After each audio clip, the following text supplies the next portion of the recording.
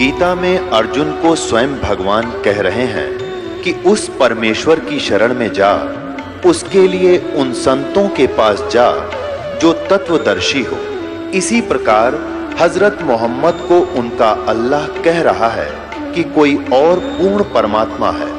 उसको पाने के लिए उन तत्वदर्शी संत की तलाश कर। वो प्रभु कौन है, ये जानने के लिए कृपया अवश्य सुनिए जगत गुरु तत्वदर्शी संत रामपाल जी महाराज के अमृत वचन। सतगुरुदेव की जय। सर्वसंगत से प्रार्थना है, सत्संग प्रारंभ हो रहा है। कृपया सत्संग स्थल पर शांतिपूर्वक विराजमान होकर के श्रद्धा से सत्संग सुने। परमेश्वर की प्यारी आत्माओं से पुनर्निवेदन है, सत्संग प्रारंभ हो रहा है। कृपया सत्संग स्थल पर शांतिपूर्वक विराजमान होकर के श्रद्धा से सत्संग सुने। सतगुरुदेव की जय। बंदी छोड़ कबीर परमेश्वर जी की जय। बंदी छोड़ गरीबदास जी महाराज जी की जय।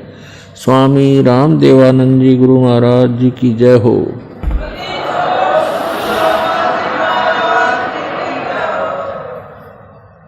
गरीब नमो नमो सतपुरुष को नमस्कार। गुरु की नहीं सुर नर मुनि जन साधुओं संतों सर्वस्दी नहीं।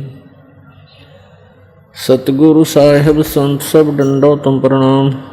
आगे पीछे मत हुए तिनको जा कुर्बान। नराकार निर्विषम काल जाल वे बंधनम निर्लेपम निज निर्गुणम अकलनो वेशोन्दनम। सोहम सुरति समाप्तम सकल समाना निर्तल। उज्ज्वल हीरंबर हरदमम बेपरवाथा है वार पारनी मध्यतम। गरीब जो सुमर सिद्ध होई गणनायक गलता ना करो अनुग्रह सोई पारस पद परवाना।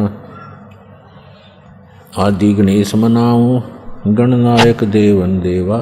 चरण कमल लो लाऊं आद्यंत करूं सेवा। परम शक्ति संगीतम रिद्धि सिद्धिदाता सोई। अवगत गुण अतीतम सत्य पुरुष निर्मोही। जगदम्बा जगदीशम मंगल रूप मुरारी। तन मन अर्पों शीसम भक्ति मुक्ति भंडारी। सुर नर मुनि जन ध्यावें ब्रह्मा विष्णु महेशा। शेष शेष मुख गावें पूज्य आदि गणेशा। इंद्र कुबेर सरीखा वरुण धर्म राय ध्यावें। समर्थ जीवन जी का मन इच्छा फल पावे। 33 कोटि अधारा ध्यावें शेष 88। उतरे बहुजल पारा कट है यम की फांसी। 33 कोटि अधारा ध्यावें शेष 88। उतरे बहुजल पारा कट है यम की फांसी। कर जोरों विनती करूं धरूं चरण पर शीश। गुरु जी राम देवानंद जी महाराज ने दियो नाम बख्शीश। कोटि कोटि सिजदा करूं कोटि कोटि प्रणाम। चरण कमल में राखियो में बंदी जाम गुलाम।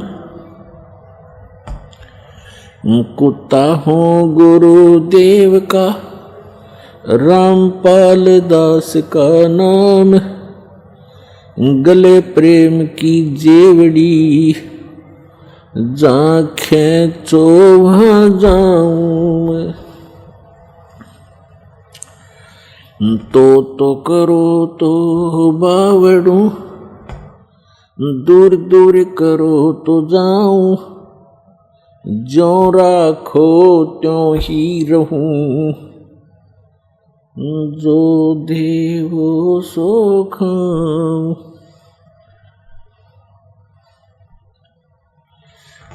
परम पिता परमात्मा पूर्ण ब्रह्म सारी सृष्टि के रचनहार कुल मालिक कबीर परमेश्वर जी की असीम रजा से आप सभी पुण्यात्माएं सत्संग सुनने के लिए उपस्थित हुए। धन्य है आपके माता पिता जिनसे जन्म हुआ, आपको ऐसे समय में मनुष्य जीवन प्राप्त हुआ जिसकी कोई कीमत नहीं लगाई जा सकती। वैसे तो सभी सद्ग्रंथों ने, सभी महापुरुष संतों ने मनुष्य जीवन को बहुमूल्य ही बताया है, लेकिन ये जो समय अब है, कलयुग का जो बिचली पीढ़ी बताई है परमात्मा ने, ये समय परमेश्वर ने ऐसा निर्धारित किया हुआ है कि प्रत्येक कलयुग में इसी समय में ये मोक्ष मार्ग खोला जाता है। और इस समय में आपका जन्म अब पूरे विश्व के जितने भी प्राणी हैं जिनको मानव शरीर प्राप्त है, धन्य भाग हैं उनके कि उनको मानव शरीर प्राप्त है। दुर्भाग्य उन प्राणियों का जिनको ये सच्चा नाम, सच्ची भक्ति और सच्चा ज्ञान, तत्व ज्ञान प्राप्त नहीं है। उसके लिए परमात्मा ने अपने सभी बच्चों के लिए यह प्रयत्न इस दास से करवा रखा है। रजा उस परमेश्वर की ही है, क्योंकि जैसे माता पिता को अपने सभी बच्चे प्रिय होते हैं, ऐसे ही ये परमात्मा कबीर देव है जिसको अल्लाहु अकबर कहते हैं, जिसको ग्रेट गॉड कहते हैं। ये हम सभी का पिता है और यही हमारी माता है, क्योंकि इसके वचन से हम सभी आत्माओं की उत्पत्ति हुई है। इस परमात्मा में वो गुण हैं, त्वमेव माता च पिता त्वमेव, त्वमेव बंधु च सखा त्वमेव, त्वमेव विद्या च द्रविणम त्वमेव, त्वमेव सर्व मम देव देव। सब देवों के देव, सब परमात्माओं के परमात्मा, सब प्रभुओं के प्रभु ये कबीर साहब हैं, ये परम अक्षर ब्रह्म हैं। और हम सभी इसी के बच्चे हैं, चींटी से लेकर हाथी तक सभी प्राणियों में, और रंग से लेकर धनी तक, पर्दा से लेकर राजा तक, उस एक परम पिता के सभी बच्चे हैं। तो उस परमात्मा ने, उस माता ने, उस पिता ने हम सभी बच्चे एक जैसे ही प्रिय हैं।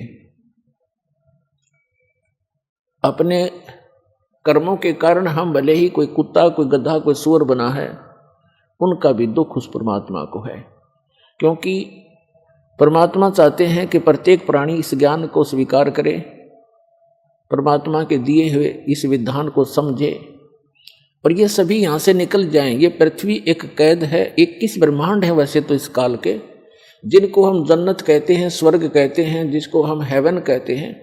इस काल के 21 ब्रह्मांड का जो हेवन है, जन्नत है, स्वर्ग है, ये भी एक जेल है। 3 लोक और भवन चतुर्दश सब ही जम की जेल रे, इस काल की जेल में है। तो इस जेल से निकलने का सुअवसर अब प्राप्त है। और जो दास ये मार्ग भक्ति का आपको बता रहा है, ये गॉड गिवन है, कंप्लीट गॉड गिवन और कंप्लीट स्पिरिचुअल नॉलेज है। ये पूर्ण परमात्मा का दिया हुआ है, बताया हुआ है, और संपूर्ण अध्यात्म ज्ञान है। और ज्ञान सब ज्ञान री, कबीर ज्ञान सो ज्ञान, और जैसे गोला तोब का अब करता चले मैदान। तो पुण्यात्माओं, मानव शरीर बहुत ही अच्छी आत्माओं को, पुण्यकर्मी प्राणियों को प्राप्त होता है। हम अध्यात्म ज्ञान के अभाव से इस अनमोल मनुष्य जीवन को पशु पक्षियों जैसी क्रिया करके ही समाप्त कर जाते थे। और जो पुण्यात्माएं साधना करने की चेष्टा भी करते थे पूर्व जन्म की प्रेरणा से, उनको यथार्थ ज्ञान ना होने से उन्होंने हजारों वर्षों तक साधनाएं की, तप किए, जप किए। उन्होंने वो साधनाएं शास्त्र विधि त्याग कर किसी लोक वेद के आधार से की, किसी की सुनी सुनाई की। जो श्रीमद् भगवद गीता अध्याय नंबर 16 के श्लोक 23 और 24 के विपरीत हैं, जिसमें कहा है कि शास्त्र विधि को त्याग कर जो मनमाना आचरण करते हैं, उनको न तो कोई सुख होता है और न ही उनकी गति होती है और न ही उनको कोई सिद्धि प्राप्त होती है, अर्थात व्यर्थ, यूजलेस। तो अभी तक हम यूजलेस साधना करते रहे। अब यूजफुल साधना हमारी अब प्रारंभ हो रही है। धन्य हो आप पूरे विश्व के प्राणी जो मानव शरीर प्राप्त हैं, और उनसे भी धन्य है जिनको ये मार्ग स्वीकार हो गया, ये भक्ति विधि मिल गई। तो उन पुण्यात्माओं से में से आप हैं जिनको इस दास से दीक्षा प्राप्त है। आज विश्व का मानव अन्य प्राणियों से भी दुखी है, पशु पक्षियों से भी दुखी है, क्योंकि हमारे पूर्व जन्म के जो पुण्य थे वो अक्षीण हो चुके हैं, क्योंकि हम चौथे युग में जन्मते जन्मते आ चुके हैं। अपने पुण्यों का अभाव कर लिया, अक्षीण कर लिया पुण्यों को, और हमारे पास अब केवल पाप शेष रह रहे हैं। जिस कारण से जैसे पाप और पुण्य ये दो पहलू हैं, पुण्य से सुख होता है, पाप से दुख होता है। हमने सुख की परिभाषा का पता नहीं, आपको हमको अभी तक पता नहीं था, तो हम इसको सुख मान रहे थे। जिसके पास एक बढ़िया कार हो, अच्छी कोठी हो, कोई फैक्ट्री हो, या कोई अच्छी पोस्ट प्राप्त हो, कोई पद बना हो उसका, डॉक्टर, इंजीनियर, IAS IPS या जज, या कोई मंत्री, मुख्यमंत्री, प्रधानमंत्री बनकर बड़ी बड़ी गाड़ियों में चलता हो, तो हमने इस सुख की परिभाषा बस इतना ही ज्ञान था। ये सुख नहीं है, ये तो बाह्य दिखावा है। प्रत्येक प्राणी टेंशन लिए फिरता है, प्रत्येक प्राणी 99% व्यक्ति टेंशन से ग्रस्त हैं। तो हम इसको सुख मान रहे थे। सुख नाम की कोई वस्तु नहीं इसी किसी ब्रह्मांड में। तो परमात्मा चाहते हैं कि आप यहां से निकलो, इस झूठे सुख को भूलो, इससे परिचित हो जिसको तुम सुख मान बैठे हो। कबीर साहब कहते हैं झूठे सुख को सुख है, ये मान रहा मनमोद, ये सकल चबीना काल का, कुछ मुख में कुछ गोद।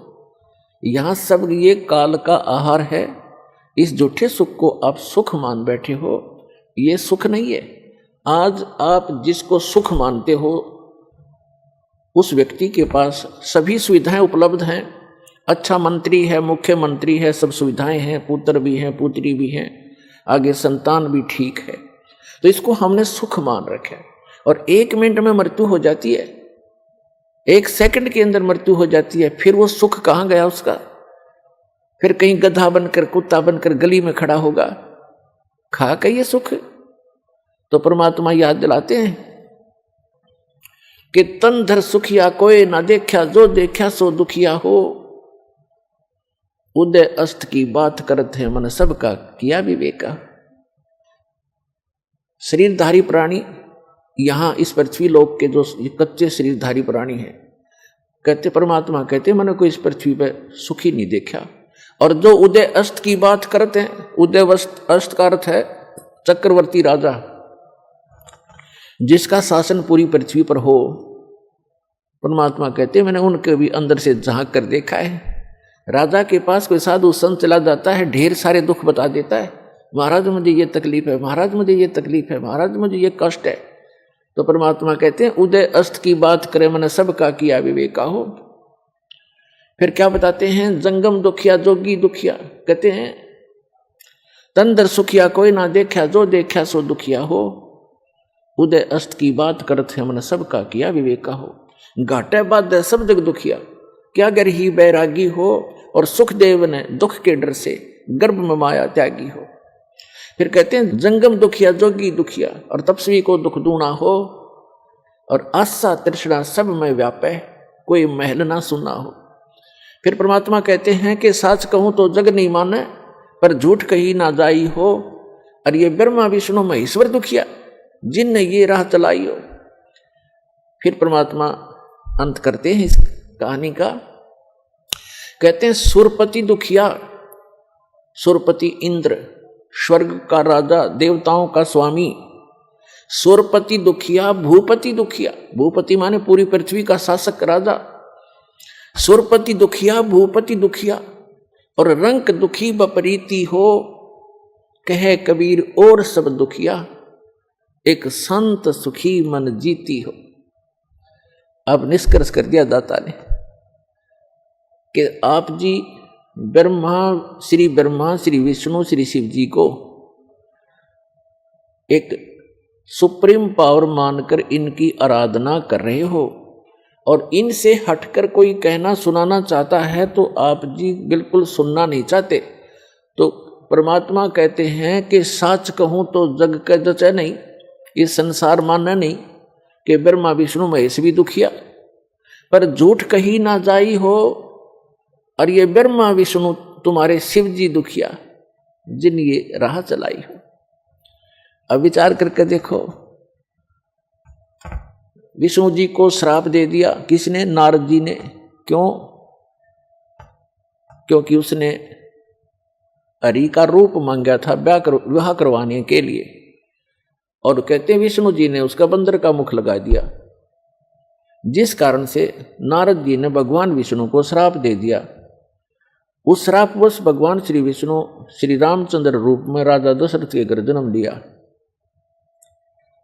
श्री रामचंद्र जी का जीवन देख लो, वो कितना सुखी रहे होंगे। श्री विष्णु जी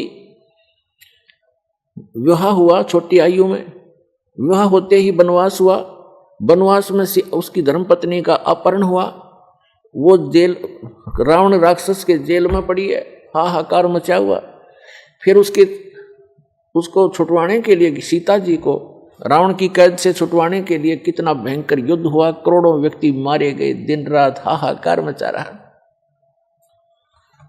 और उसके बाद फिर सीता जी को वापस ले आए, अग्नि परीक्षा लेकर। अग्नि परीक्षा माने कि सीता जी को अग्नि में बैठा दिया था चिता के ऊपर कि यदि तूने रावण से संपर्क किया है तो जल जाएगी, और नहीं किया है तो तू निष्कलंक है, तो अग्नि से जलेगी नहीं। वो अग्नि से नहीं जली, लाखों लोगों के सामने परीक्षण हुआ। श्री रामचंद्र जी सीता जी को लेकर घर आ गया। कुछ दिनों के बाद सीता गर्भवती थी, उधर से किसी धोबी ने व्यंग कस दिया, अपनी पत्नी को कूट रहा था, पीट रहा था, और कह रहा था कि तू 2 दिन घर से बाहर कहाँ रही? मैं इस दशरथ पुत्र रामचंद्र जैसा नहीं हूं कि उसकी पत्नी रावण के पास रही 12-10 वर्ष तक और उसको आज घर रखे हुए है, मैं उस जैसा नहीं हूं। इस बात को श्री रामचंद्र जी ने अपने कानों सुन लिया, क्योंकि वो रात्रि के समय वेश बदलकर घूमा करते थे। उस समय के राजा ऐसी व्यवस्था रखते थे। इस बात को सुनकर के दुनिया में मैं क्या मुंह दिखाऊंगा, मेरे ऊपर उंगली कसी जाती है, टॉन्ट कसे जाते हैं। अगले दिन अपनी धर्मपत्नी सीता जी को घर से निकाल दिया, गर्भवती को।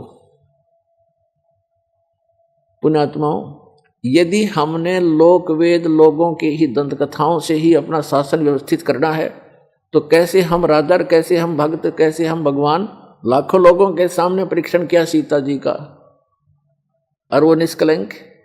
और एक धोबी ने कह दिया कि मैं उसके कहने मात्र से अपनी पत्नी का परित्याग कर दिया, तो धिक्कार है ऐसे डिसीजन को। आप आम आदमी भी ना करे ऐसी गलती, आम आदमी भी नहीं कर सकता जिसकी पत्नी के गर्भ हो और उसको घर से निकाल दे, कहाँ जाएगी फिर वो? तो पुण्यात्मा, भले ही उसने लोगों की शर्म से निकाल दिया होगा, निकाल दिया, लेकिन अंदर से दुख उसका गया नहीं। वो सीता जी कहीं रही, अब उसके बच्चे कहाँ, और आप राजा बना बैठा, सपने में सुख नहीं उस व्यक्ति को, चाहे कितनी बात बनावे। वही श्री विष्णु जी श्री कृष्ण रूप में जन्मे, जन्म से ही दुख शुरू हुआ था, मृत्यु होगी, सुख का सांस श्री कृष्ण जी को नहीं हुआ। श्री विष्णु जी के दूसरे रोल को आप देख सकते हैं। जेल में जन्म हुआ, मामा शत्रु हो गया, कभी काल्यवन, कभी जरासेंग, कभी कोई शिशुपाल उनके साथ झगड़ा करने को आते हैं। फिर जाकर के एकांत स्थान पर अपना स्थान खोजा, द्वारका समुद्र के अंदर, वहाँ रहे कुछ दिन। उसके बाद अंत देखो श्री कृष्ण जी के पूरे कुल का। दुर्वासा जी ने श्राप दे दिया कि तुम्हारा कुल नाश होगा। श्री कृष्ण जी अर्थात विष्णु जी के सामने उनके 56 करोड़ यादव हो गए थे, 56 के 56 करोड़ आपस में लड़का कटका मर गए। श्री कृष्ण जी के अर्थात विष्णु जी के पोता और पोते भी। तो श्री कृष्ण जी के पोते और बेटे उनकी आंखों के सामने कटका मर गए। तो यहां परमात्मा कहते हैं साच कहूं तो जग नहीं माने और झूठ कही ना जाई हो, ये ब्रह्मा विष्णु महेश्वर दुखिया जिन ये राह चलाई हो। फिर कहते हैं कि सुरपति दुखिया भूपति दुखिया और रंक दुखी बपरीती हो। सुरपति देवताओं का राजा इंद्र दुखी। इंद्र की कहानी आप पढ़ कर देखो पुराणों के अंदर। एक बार राक्षसों का और देवताओं का युद्ध हो गया, राक्षस विजयी हो गए, इंद्र भाग गया, गद्दी छोड़कर जंगलों में छुप गया, कोई वर्षों तक भूखा प्यासा पड़ा रहा, खा के वह सुख। और इंद्र की मृत्यु के उपरांत उस राज को भोग कर ये राजा चाहे स्वर्ग का हो चाहे पृथ्वी का हो, अगला जन्म उसका गधे से शुरू होता है। तो बाढ़ में जाओ ऐसा राजा जो अगले जन्म में गधा बने। तो हम बिना ज्ञान के इस झूठे सुख को सुख मानकर अपना जीवन नाश कर रहे हैं। अब इसको सफल करो पुण्यात्माओं। हमें विकल्प प्राप्त हुआ, अभी तक इसका विकल्प नहीं था। कोशिश करके भी हम काल के जाल से नहीं निकल पा रहे थे। अब क्या बताते हैं परमात्मा कि सुरपति दुखिया भूपति दुखिया रंक दुखी बपरीती हो। ये रंक यानी निर्धन व्यक्ति तो स्वाभाविक दुखी होता है, उस पर तो सभी दुख विद्यमान होते हैं। अब क्या बताते हैं कि कहे कबीर और सब दुखिया एक संत सुखी मन जीती हो। एक संत सुखी हो सकता है इस पृथ्वी पर जिसने अपने मन को जीत लिया। मन को पुण्यात्माओं जीतना कोई हंसी खेल नहीं है। और गीता में लिखा है कि अर्जुन ने पूछा कि हे भगवान आप कहते हो कि मन और इंद्रियों को रोक के एकांत स्थान पर ध्यान लगावे। तो अर्जुन कहता है भगवान इस मन को रोकना बड़ा कठिन है। इस बात को गीता ज्ञानदाता भी कहता है कि मन को रोकना तो वायु तूफान को रोकने के तुल्य है। फिर भी कहा कि कोशिश करे, उसका अभ्यास करने से उसका कुछ राहत मिल सकती है। ये तो है एक वेद ज्ञान जो इनकम्प्लीट है, क्योंकि बहुत से ऐसे ऋषि हैं, जैसे एक श्रृंगी नाम के ऋषि थे। उन्होंने इसी आधार से वन में जाकर घोर तपस्या की, हठ योग किया, इसी मन को रोकने के उद्देश्य से। पुण्यात्माओं तत्व ज्ञान न होने से हम मनमुखी साधनाएं और अज्ञान के आधार से ये जीवन नाश करते रहे। जनसाधारण ये सोचा करता था कि बड़े महर्षि हैं, ऋषि हैं और बड़ा कठिन तप कर रहे हैं। उसके विषय में सूक्ष्म वेद में परमेश्वर ने आकर स्वयं बताया है कि डंब करें डूंगर चढ़े, अंतर जीनी झूल और जग जाने ये भक्ति करें, ये बोवें सूल बबूल। ऊंचे स्थान पर बैठते हैं, कोई पहाड़ पर, कोई ऊंचे से स्थान पर के दूर तक दिखाई दे में कहीं साधना कर रहा है कोई संत। डंब करें, डंब माने पाखंड करते हैं, लोग दिखावा करते हैं। डंब करें डूंगर चढ़े, डूंगर माने पहाड़ पर ऊंचे स्थान पर चढ़ जाते हैं। अंतर झीनी झूल, अंदर जो की तू बकवाद भरी है, और जग जाने यो भक्ति करे, ये बोवे सूल बबूल। अपने भविष्य में ये कांटे बो रहे हैं तत्व ज्ञान के अभाव से। उसके लिए क्या बताते हैं परमात्मा कि एक श्रृंगी नाम के ऋषि थे। उन्होंने ऐसे ही अपने इसी अज्ञान आधार को प्रमुख रखकर जंग वन में चले गए, फॉरेस्ट के अंदर बैठ गए, जाकर हठ योग किया। इन्होंने क्या सोच रखा है कि पहले अपनी इंद्रियों को काबू करें और ताकि ये भक्ति में फिर बाधक ना हो। इस उद्देश्य को लेकर के दूसरा वो रखते हैं कि जैसे वन में चले भी गए तो भूख प्यास सताती है। उसके लिए ये महापुरुष क्या करते हैं कि खेचरी मुद्रा का प्रयोग किया करते थे। खेचरी मुद्रा, जैसे कई पंथ हैं जैसे ये अंशादेश वाले तो इससे पे गाटा जोड़ रहे हैं, खेचरी मुद्रा, जीभ को उलट कर तालू पर लगा ले और कान बंद करके ये नाद क्रिया। ये तो बालकों के खिलौने हैं। इस मन कल्पित ये अपना एक ड्रामा है इस जीवन को नष्ट करने का। तो इसी आधार से श्रृंगी ऋषि ने अमृत क्रिया को सिद्ध किया। जैसा कि ये संत बताते हैं, ये तो इनको तो कख भी पता नहीं अमृत क्रिया क्या होती है। तालू का जीभ लगा लो ऐसे मोड़ कर, और कहते हैं फिर तालू से अमृत टपकेगा। ये तो लाड़ टपके हैं, अमृत थोड़ा टपकेगा इससे, बकवाद करें।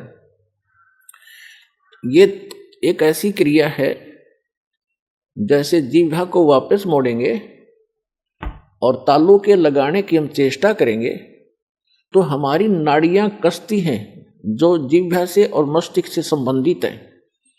हमारे इस शरीर के अंदर इस तालू के ऊपर, ये जो तालू है लटक रहा है हमारे, इसके ऊपर एक थोड़ा सा स्थान है, वो कम प्लेस है, और उसके अंदर एक अमृत भरा रहता है सदा, और वो अमृत वहां से सीधा चलकर नीचे जाता है नाभि के पास, ऑटोमेटिक चल रहा है वो।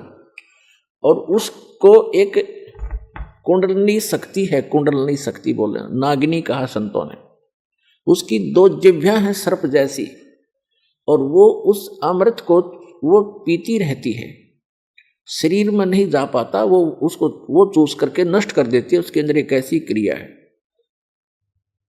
तो फिर क्या होता है, जब हम श्वास क्रिया को अभ्यास करते हैं श्वास का, और वो श्वास के साथ ऐसे खड़ी है, ऐसे उसका नाभि के जहां वो अमृत टपकता है ऊपर से जाकर नाभि के पास, उसका मुंह बिल्कुल उसके ऊपर है ऐसे। और जब हम श्वास क्रिया का अभ्यास करेंगे, उस श्वास क्रिया से उसका मुंह ऐसे नीचे को हो जाएगा, और फिर वो अमृत जो है पूरे शरीर में जाना शुरू हो जाएगा। श्वास क्रिया से तो उसका मुंह टेढ़ा होगा, ऐसे नहीं रहेगा ऊपर को, वो ऐसे मुड़ जाएगा नीचे को। जो ऐसे टपक रहा था अमृत, उसको वो खा रही थी, फिर वो ऐसे हो जाएगी, उस पे उसके मुंह पे नहीं जाएगा। ये तो श्वास क्रिया का लाभ मिलेगा। और फिर जो हम तालू पर जीवा लगाने की चेष्टा करते हैं, उससे क्या होगा कि हमारा जो ऊपर इस तालू के ऊपर एक स्थान है जहां पर ये अमृत भरा रहता है, लिक्विड सा है ये, उसके नीचे वो एक जैसे इसको अर्ध छोटा सा बेर होता है, बेर का फल, बेरी का फल, उसको आधा काट दे, साफ कर दे, इतना सा है वो, ऐसे आधा कटा हुआ। और उसके बिल्कुल नीचे एक वाल है, वाल, और उसके ऊपर एक छोटी सी नाड़ी टिकी हुई है जो उस वाल के सुराख को रोक रही है।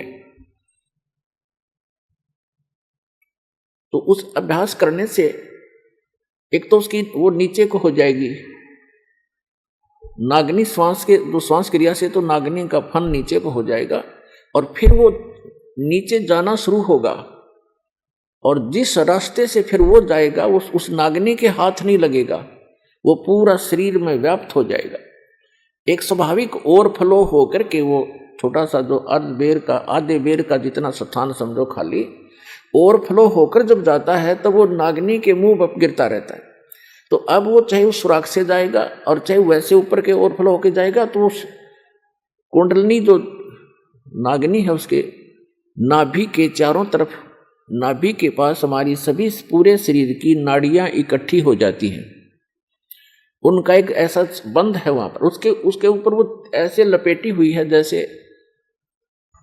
आपने देखा हो वृक्ष के ऊपर बेल होती है पीली सी, तो ऐसे वो लपेटा लगाई रहती है, उसको नाड़ियों में नहीं जाने देती, और ऊपर से जो आता है उसको स्वयं चूस लेती है। तो फिर वो नाड़ियों की जकड़ ढीली कर देती है, वो अपने आप मुरझा जाती है, क्योंकि उसको श्वास की क्रिया से वो बंद हो जाती है। और फिर उससे जो हम जीवा का अभ्यास करते हैं, तो जो तालु है ऊपर जहाँ सरोवर है, जिसको मान सरोवर कहते हैं शरीर में, जहाँ पर ये अमृत भरा हुआ है, उसका नीचे का सुराख थोड़ा सा खुल जाता है, उससे फिर अमृत टपकना प्रारंभ करता है। अब कहने का भाव ये है कि ये सारा कुछ भी हो गया, आपकी कुंडलनी शक्ति भी जागृत होगी और वो नागिनी भी दबगी नीचे को होगी और उधर से आपकी अमृत क्रिया भी सिद्ध होगी। फिर अब क्या होगा? उससे क्या होता है कि शरीर के अंदर ज्यादा भोजन आहार की आवश्यकता नहीं रहती। शरीर बगैर खाए भी वर्षों तक रह सकता है और भक्ति से ही मिली नहीं तो 1-1 लाख वर्ष तक बैठ कर चले गए, फिर गधे की योनि पाई। इन क्रियाओं से क्या लाभ हुआ? जैसे खेत संवार लिया, बा दिया, घास उसका अड़ंगा खत्म कर दिया और खूब, और बीज बोया नहीं, बीज है नहीं, गेहूं के स्थान पर भांग बोली, यानी सतमंत्र ना जाप करके अन्य मंत्रों का जाप कर लिया, वो भांग बो दी। तो भांग जीवन रक्षक नहीं है, जीवन नाशक है। तो अन्य मंत्रों से सिद्धियां आ गई इन ऋषि महर्षियों के पास, जो इनके जीवन की नाशक बन गई।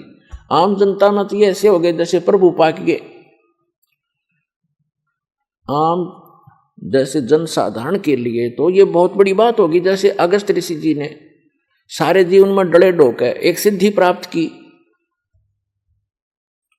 7 समुद्रों को एक ही घूंट में पी लिया और फिर प्रार्थना करने पर इनको वापस छोड़ दिया। तो फिर क्या अमर हो गया?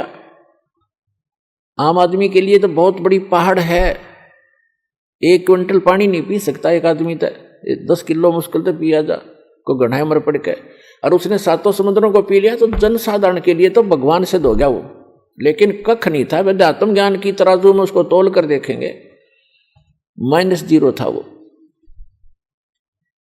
अब जैसे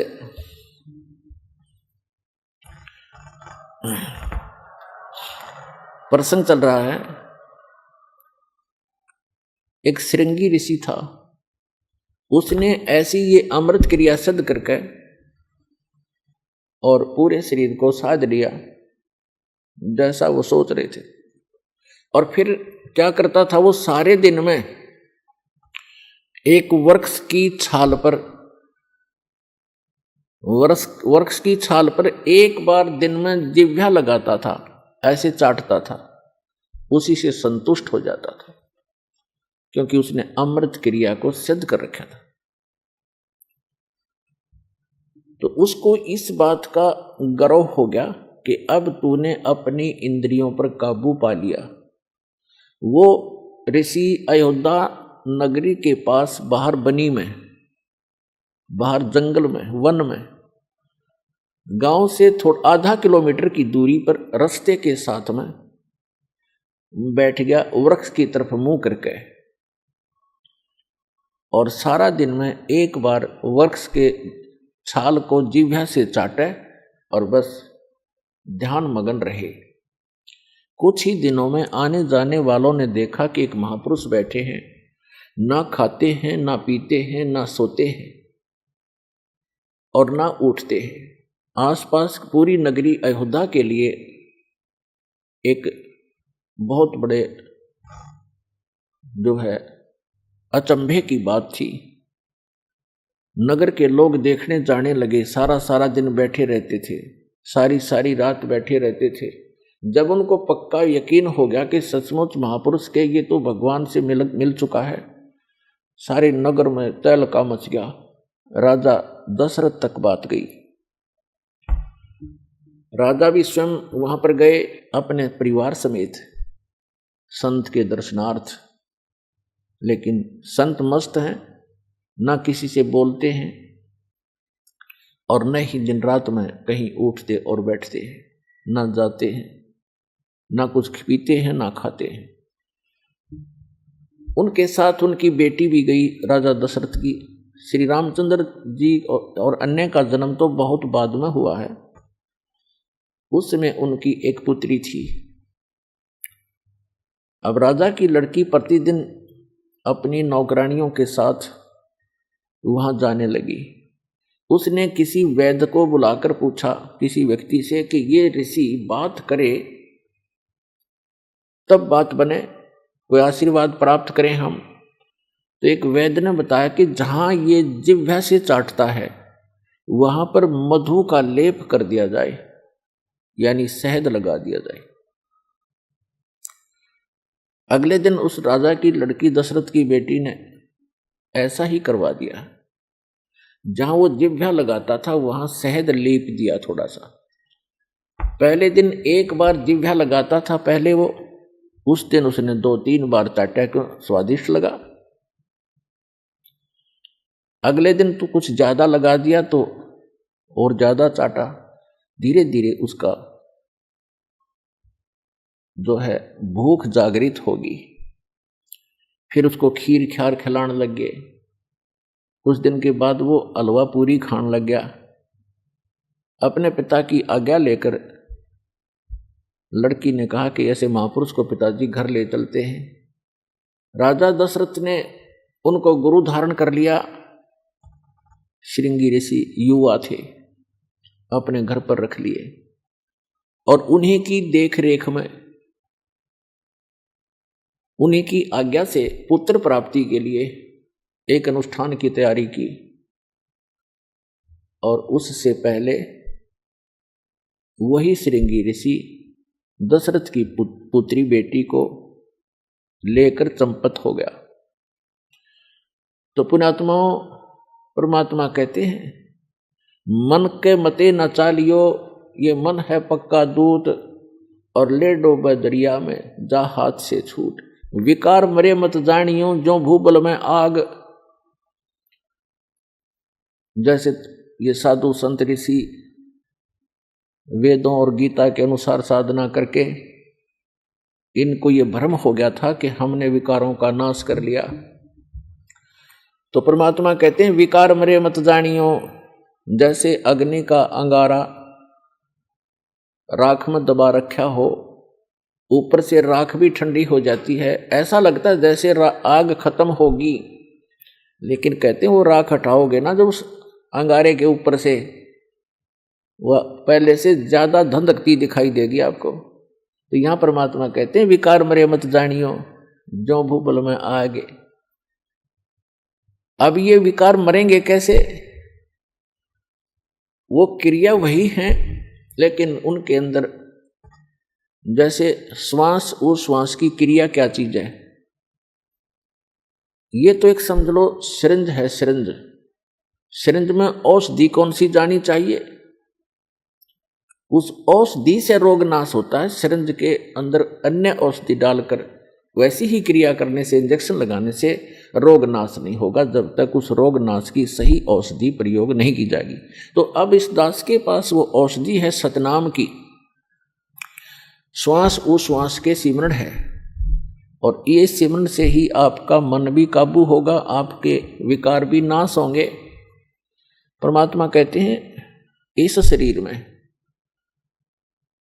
इस मानव शरीर के अंदर इतना जो है विकार ग्रस्त है, ये ऐसे ढंग से इसकी कंस्ट्रक्शन है, इसमें ये तो आशा करना ही नहीं कि ये पूर्ण रूप से स्वस्थ हो जाएगा और इसमें कोई विकार नहीं रहेगा। ये तो पैदा ही विकारों से हुआ है। लेकिन इस भक्ति से, सत साधना से ये विकार ऐसे जकड़ दिए जाएंगे, ऐसे बांध दिए जाएंगे कि फिर ये हानि नहीं करेंगे। जैसे कोई पशु है और वो ऐसे फूंफा करता है, मार देता है, सींगों से मार देता है, तो उसको बांध दिया जाता है टाइट रस्से तक। अब वो रस्से से इतना टाइट बांध दिया गया है कि वो हानि नहीं कर सकता, फूंफा कर सकता है, लेकिन उसकी सीमा बना दी। तो परमात्मा की इस भक्ति से, परमात्मा के इस ज्ञान से, सत साधना से इन विकारों को ऐसे बांध दिया जाएगा कि ये मन फूंफा करने की चेष्टा करेगा, लेकिन इस तत्व ज्ञान रूपी रस्सा इसको जकड़ देगा और ये भक्ति की कमाई इसको दबा देगी। जैसे कोई भी इंसान है, कोई रिश्वत लेता है, जिसमें उसको ये ज्ञान होगा कि ये रिश्वत तेरा दुश्मन है, ये तो विष खा रहा है, इस तत्व ज्ञान से पूर्ण रूप से विश्वास हो जाएगा, तो उसके बाद मन चाहेगा कि ऐसा ले लूं, मोटी रकम मिल रही है, लेकिन आत्मा धिक्कारेगी, खबरदार इसका हाथ लगा दिया, तो ये फूं फां करके चुप हो जाएगा। इसी प्रकार वो और कोई दुराचार की वासना उत्पन्न होगी तो आत्मा इसको धिक्कार देगी, ये ज्ञान इसके आगे खड़ा हो जाएगा और इसका उस वहीं पर रुकावट हो जाएगी।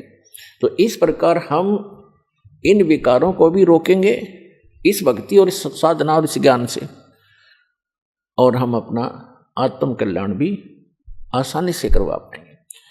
तो परमात्मा कहते हैं कि सुरपति दुखिया, भूपति दुखिया और रंग दुखी बपरीती हो, कहे कबीर और सब दुखिया, एक संत सुखी मन जीती हो। अब मन को जीतना कैसे है?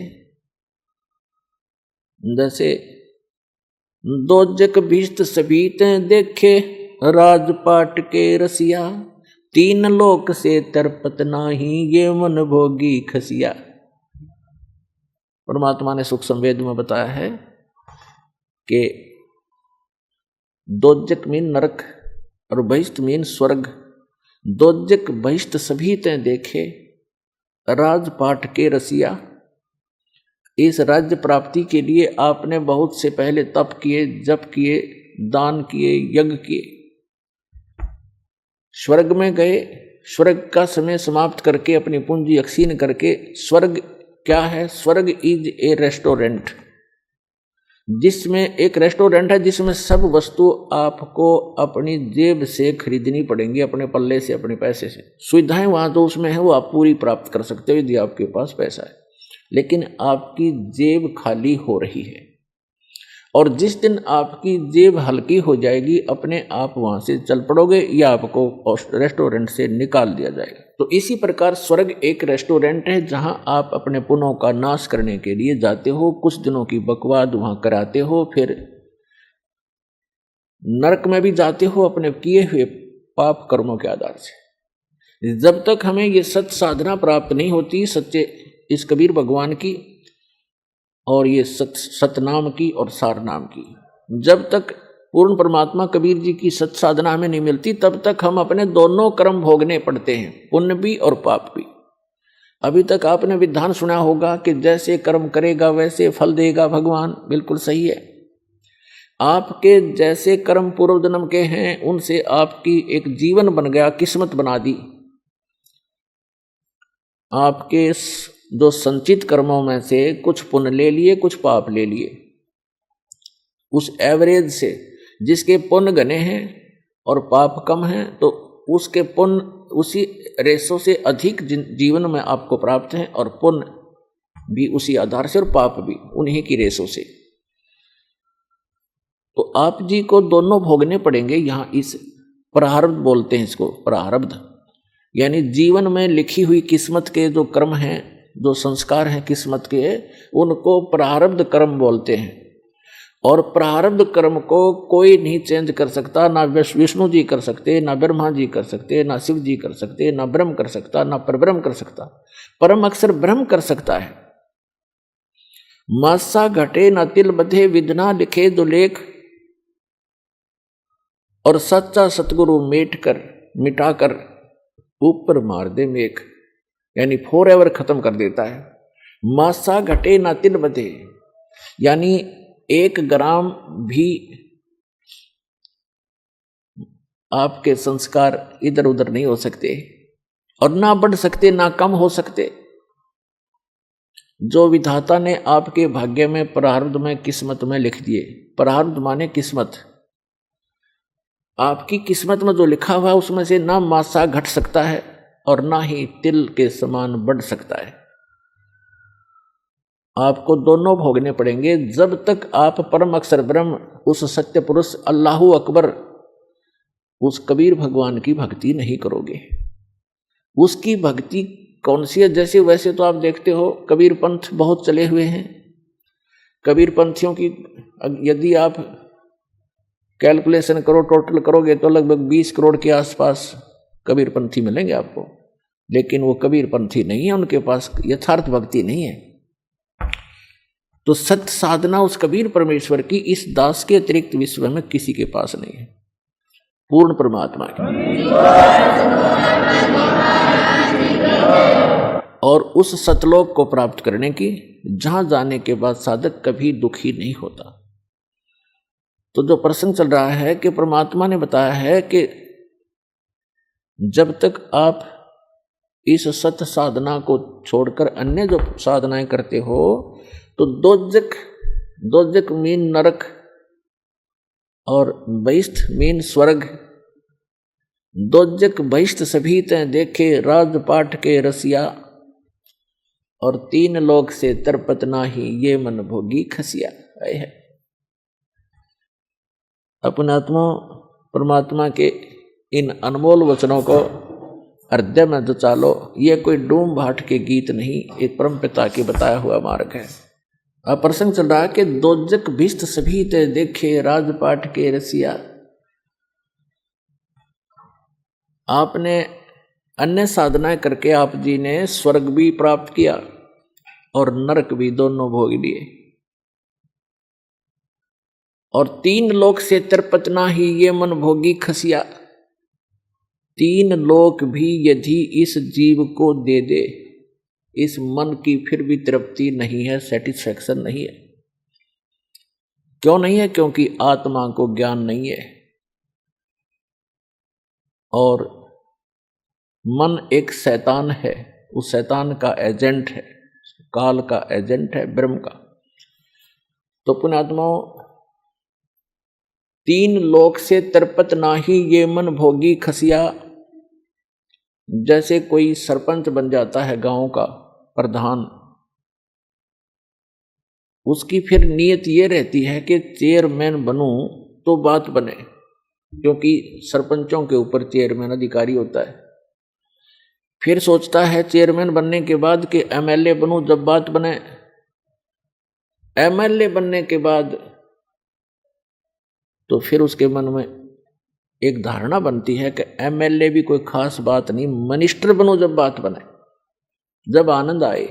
मिनिस्टर बनने के बाद उसकी टेंडेंसी बन जाती है कि मुख्यमंत्री बनूं जब हाथ में कमांड आवे, ना तो कोई मजा नहीं आया। अब मुख्यमंत्री बनने के बाद उसको संतुष्टि नहीं होती, वो सोचता प्रधानमंत्री बनूं जब जी में जी आवे, जब आनंद हो, ओवरऑल कंट्रोलर बनूं। जो मनुष्य जीवन का काम था वो तो स्टार्ट भी नहीं किया। ऐसी सोच करते करते मृत्यु हो जाती है और फिर वो प्राइम मिनिस्टर बनने की आशा रखने वाला गधा मिनिस्टर बना खड़ा है, वो गधा बन गया।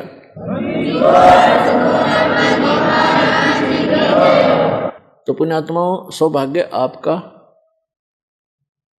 आप जी को ये वचन सुनने को मिल रहे हैं, क्योंकि ये वचन परमात्मा के बताए हुए हैं कि कबीर हरि के नाम बिना राजा रसब हो और मट्टी लदे कुम्हार के घास न डाले कोई। स्वर्ग का राजा इंद्र या पृथ्वी का राजा भी क्यों ना हो, यदि भक्ति नहीं करता भगवान की, उस पूर्ण परमात्मा की, वो रसब गधे की खच्चर बनेगा, खच्चर। तो पुण्यात्माओं, तो ये ज्ञान परमात्मा ने आके दिया है, इस पर आपने जोर देना पड़ेगा, यह सत्य है। और अन्य साधनाएं जैसे दास बहुत बार बताता है कि जो पूर्व जन्म के प्रारब्ध में, यानी पूर्व जन्म की किस संस्कारों से बनी किस्मत, उसको प्रारब्ध कहते हैं। आपकी किस्मत में आपके पुण्य अधिक हैं तो आपको पुण्यों के आधार से परमात्मा सभी सुख सुविधाएं देता ही रहेगा। आप चाहे भक्ति करो या ना करो, आप चाहे डाके डालो, चोरी करो, झूठ बोलो सारा जीवन, यदि आपके पुण्य घने हैं, पूर्व जन्म की आपकी बैटरी चार्ज है, तो तब तक आपको कोई प्रॉब्लम नहीं आएगी। और जो पुण्यात्माएं होती हैं जिनको सर्व सुख हैं, वो फिर भी कुछ ना कुछ भक्ति अवश्य करते हैं, वो रह ही नहीं सकते भक्ति किए बिना। तो वो जैसी भी साधनाएं परंपरागत प्राप्त होती हैं या किसी से सुनने से या कोई गुरु मार्गदर्शक से प्राप्त करके वो करते हैं, और उनको सुख तो मिल रहा होता है उनके प्रारब्ध से, यानी पूर्व जन्म के संस्कार से बनी किस्मत से। और वो ये सोच रहे होते हैं कि जो गुरु जी ने ये क्रियाएं मुझे बता रखी हैं, मुझे इनसे लाभ हो रहा है। तो ये उसकी भूल होती है। एक जीवित उदाहरण बताते हैं एक आपको कि एक रोहतक शहर के अंदर एक फाइनेंसर था, फाइनेंसर जो ब्याज पे पैसे देता है। तो इस दास ने प्रारंभ में जब ये शुरू किया, सरकारी नौकरी को त्याग दिया, तो भक्तों ने सोचा कि ज़्यादा दुखी हो जाते हैं गुरुजी, गांव गांव में जाते हैं, बसों में जाते हैं, तो तंग हो जाते हैं।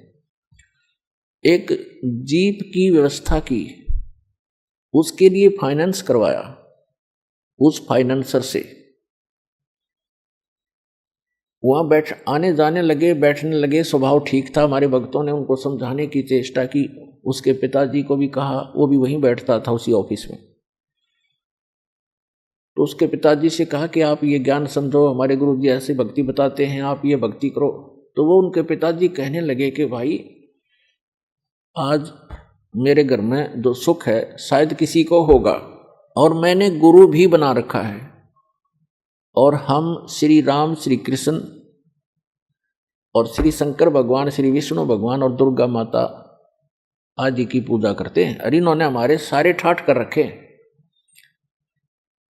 एक लड़के का तो ये व्यवसाय, वो प्रॉपर्टी डीलर का काम भी करता था, फाइनेंसर का भी काम करता था, खूब बढ़िया काम चल रहा था, अच्छी कोठी बना रखी थी। उसी का एक भाई जज लगा हुआ था, जज, और उसकी पत्नी भी जज लगी हुई थी। तो वो बुजुर्ग कहता है, उनका पिताजी कह रहे हैं कि आज मेरे घर में जो सुख है शायद किसी को होगा। सारी बताई कि एक बेटा तो ये बहुत पैसे कमाता है, हम इसी ने सुख मान रहे हैं।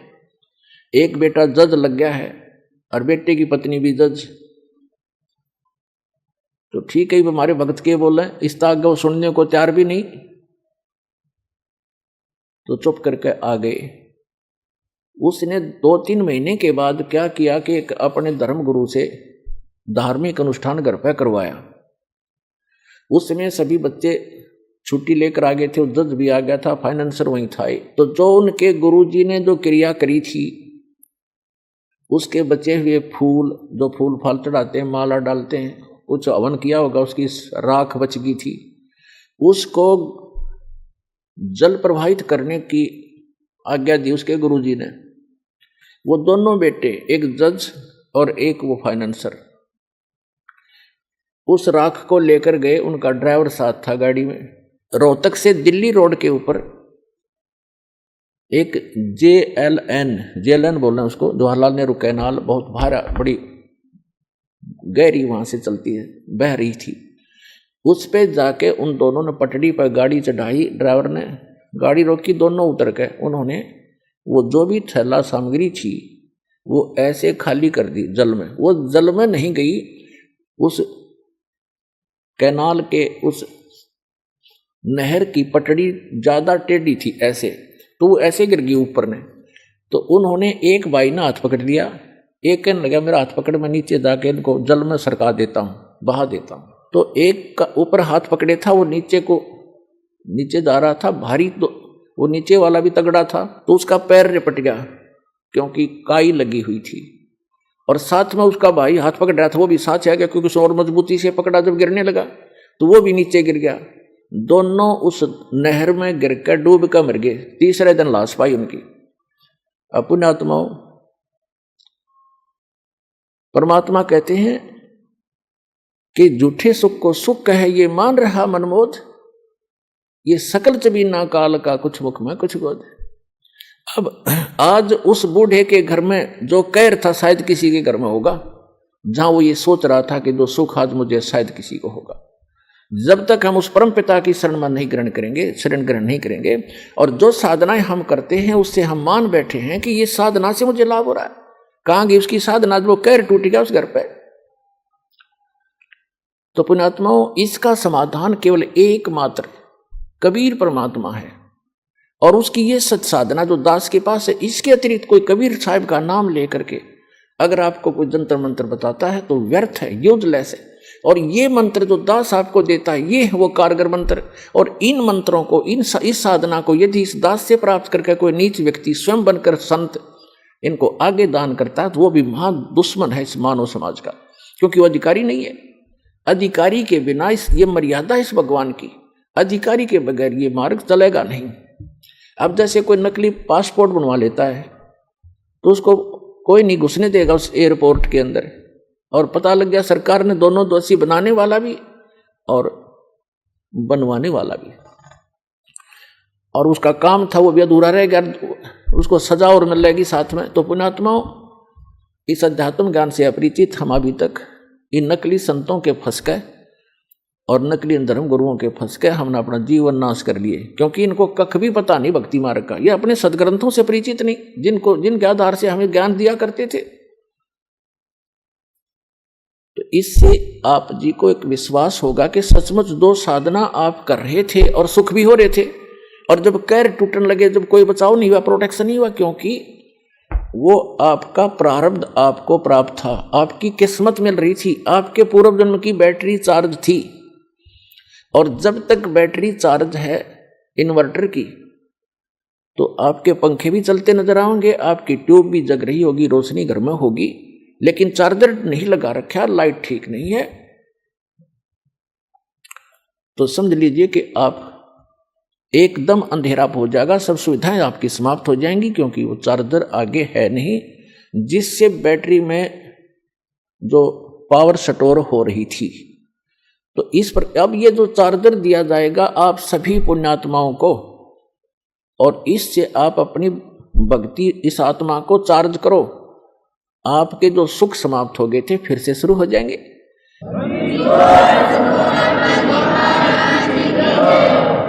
परमात्मा कबीर जी कहते हैं, गुरु बिन माला फेरते, गुरु बिन देते दान, गुरु बिन दोनों निष्फल हैं, चाहे पूछो वेद पुराण। गुरु गोविंद दोनों खड़े, काके लागू पाए, बलिहारी गुरु अपना जिन गोविंद दियो मिलाए। गुरु बड़े गोविंद से मन में देख विचार, हरि सुमरे सो रह गए, गुरु सुमरे हो पार।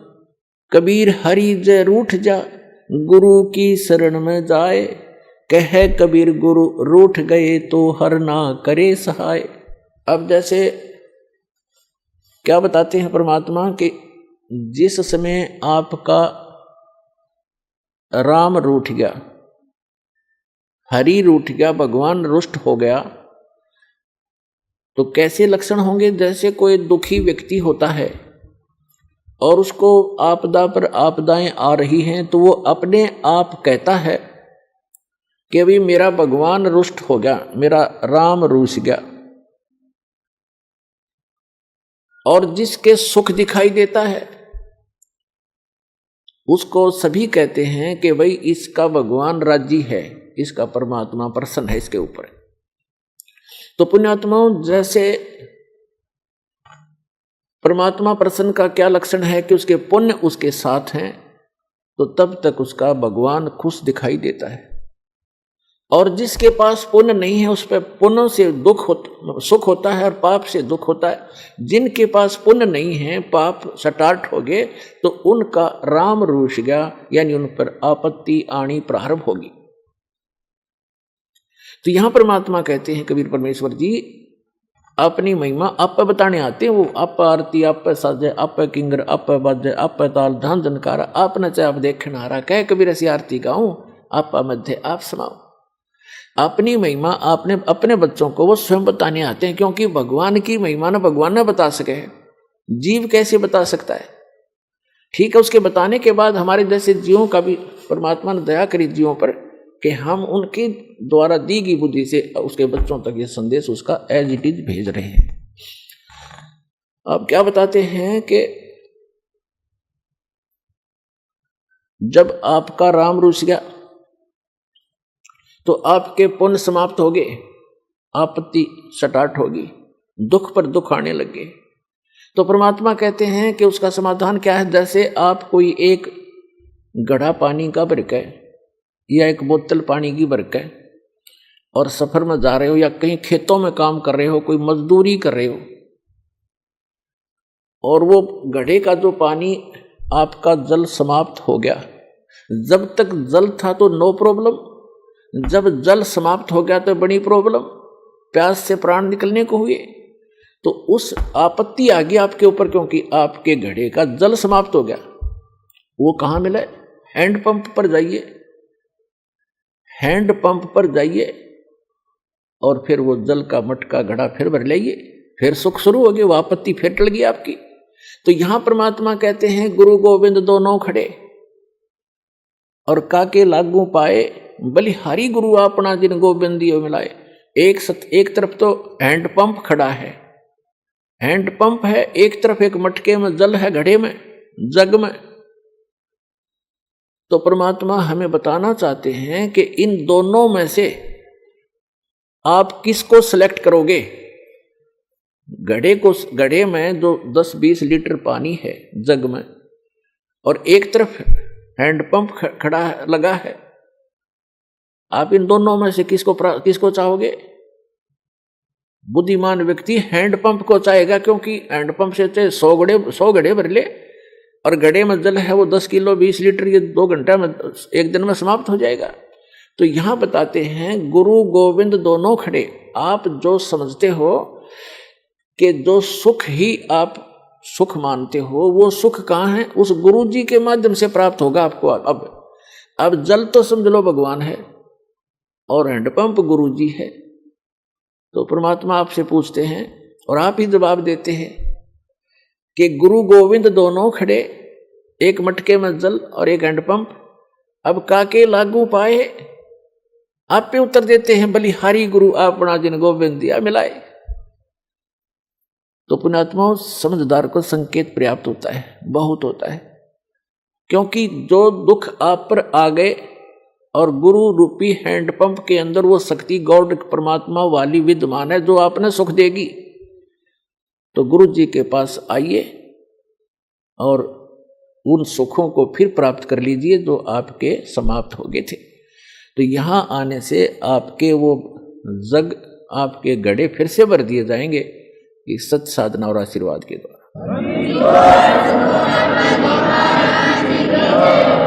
अपने आत्माओं, देखो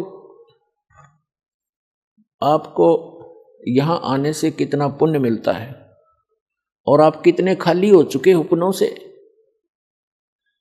आशीर्वाद दिया जाता है, आशीर्वाद आपको एक एक्स्ट्रा ऐड होती है उस गॉड की, इस दास यानी उसके गुरु रूप में रिप्रेजेंटेटिव के माध्यम से वो आपको एक्स्ट्रा राहत दी जाती है, ताकि आप फिर आप भक्ति साधना करके अपने पैरों पर खड़े हो, खुद साधना करो।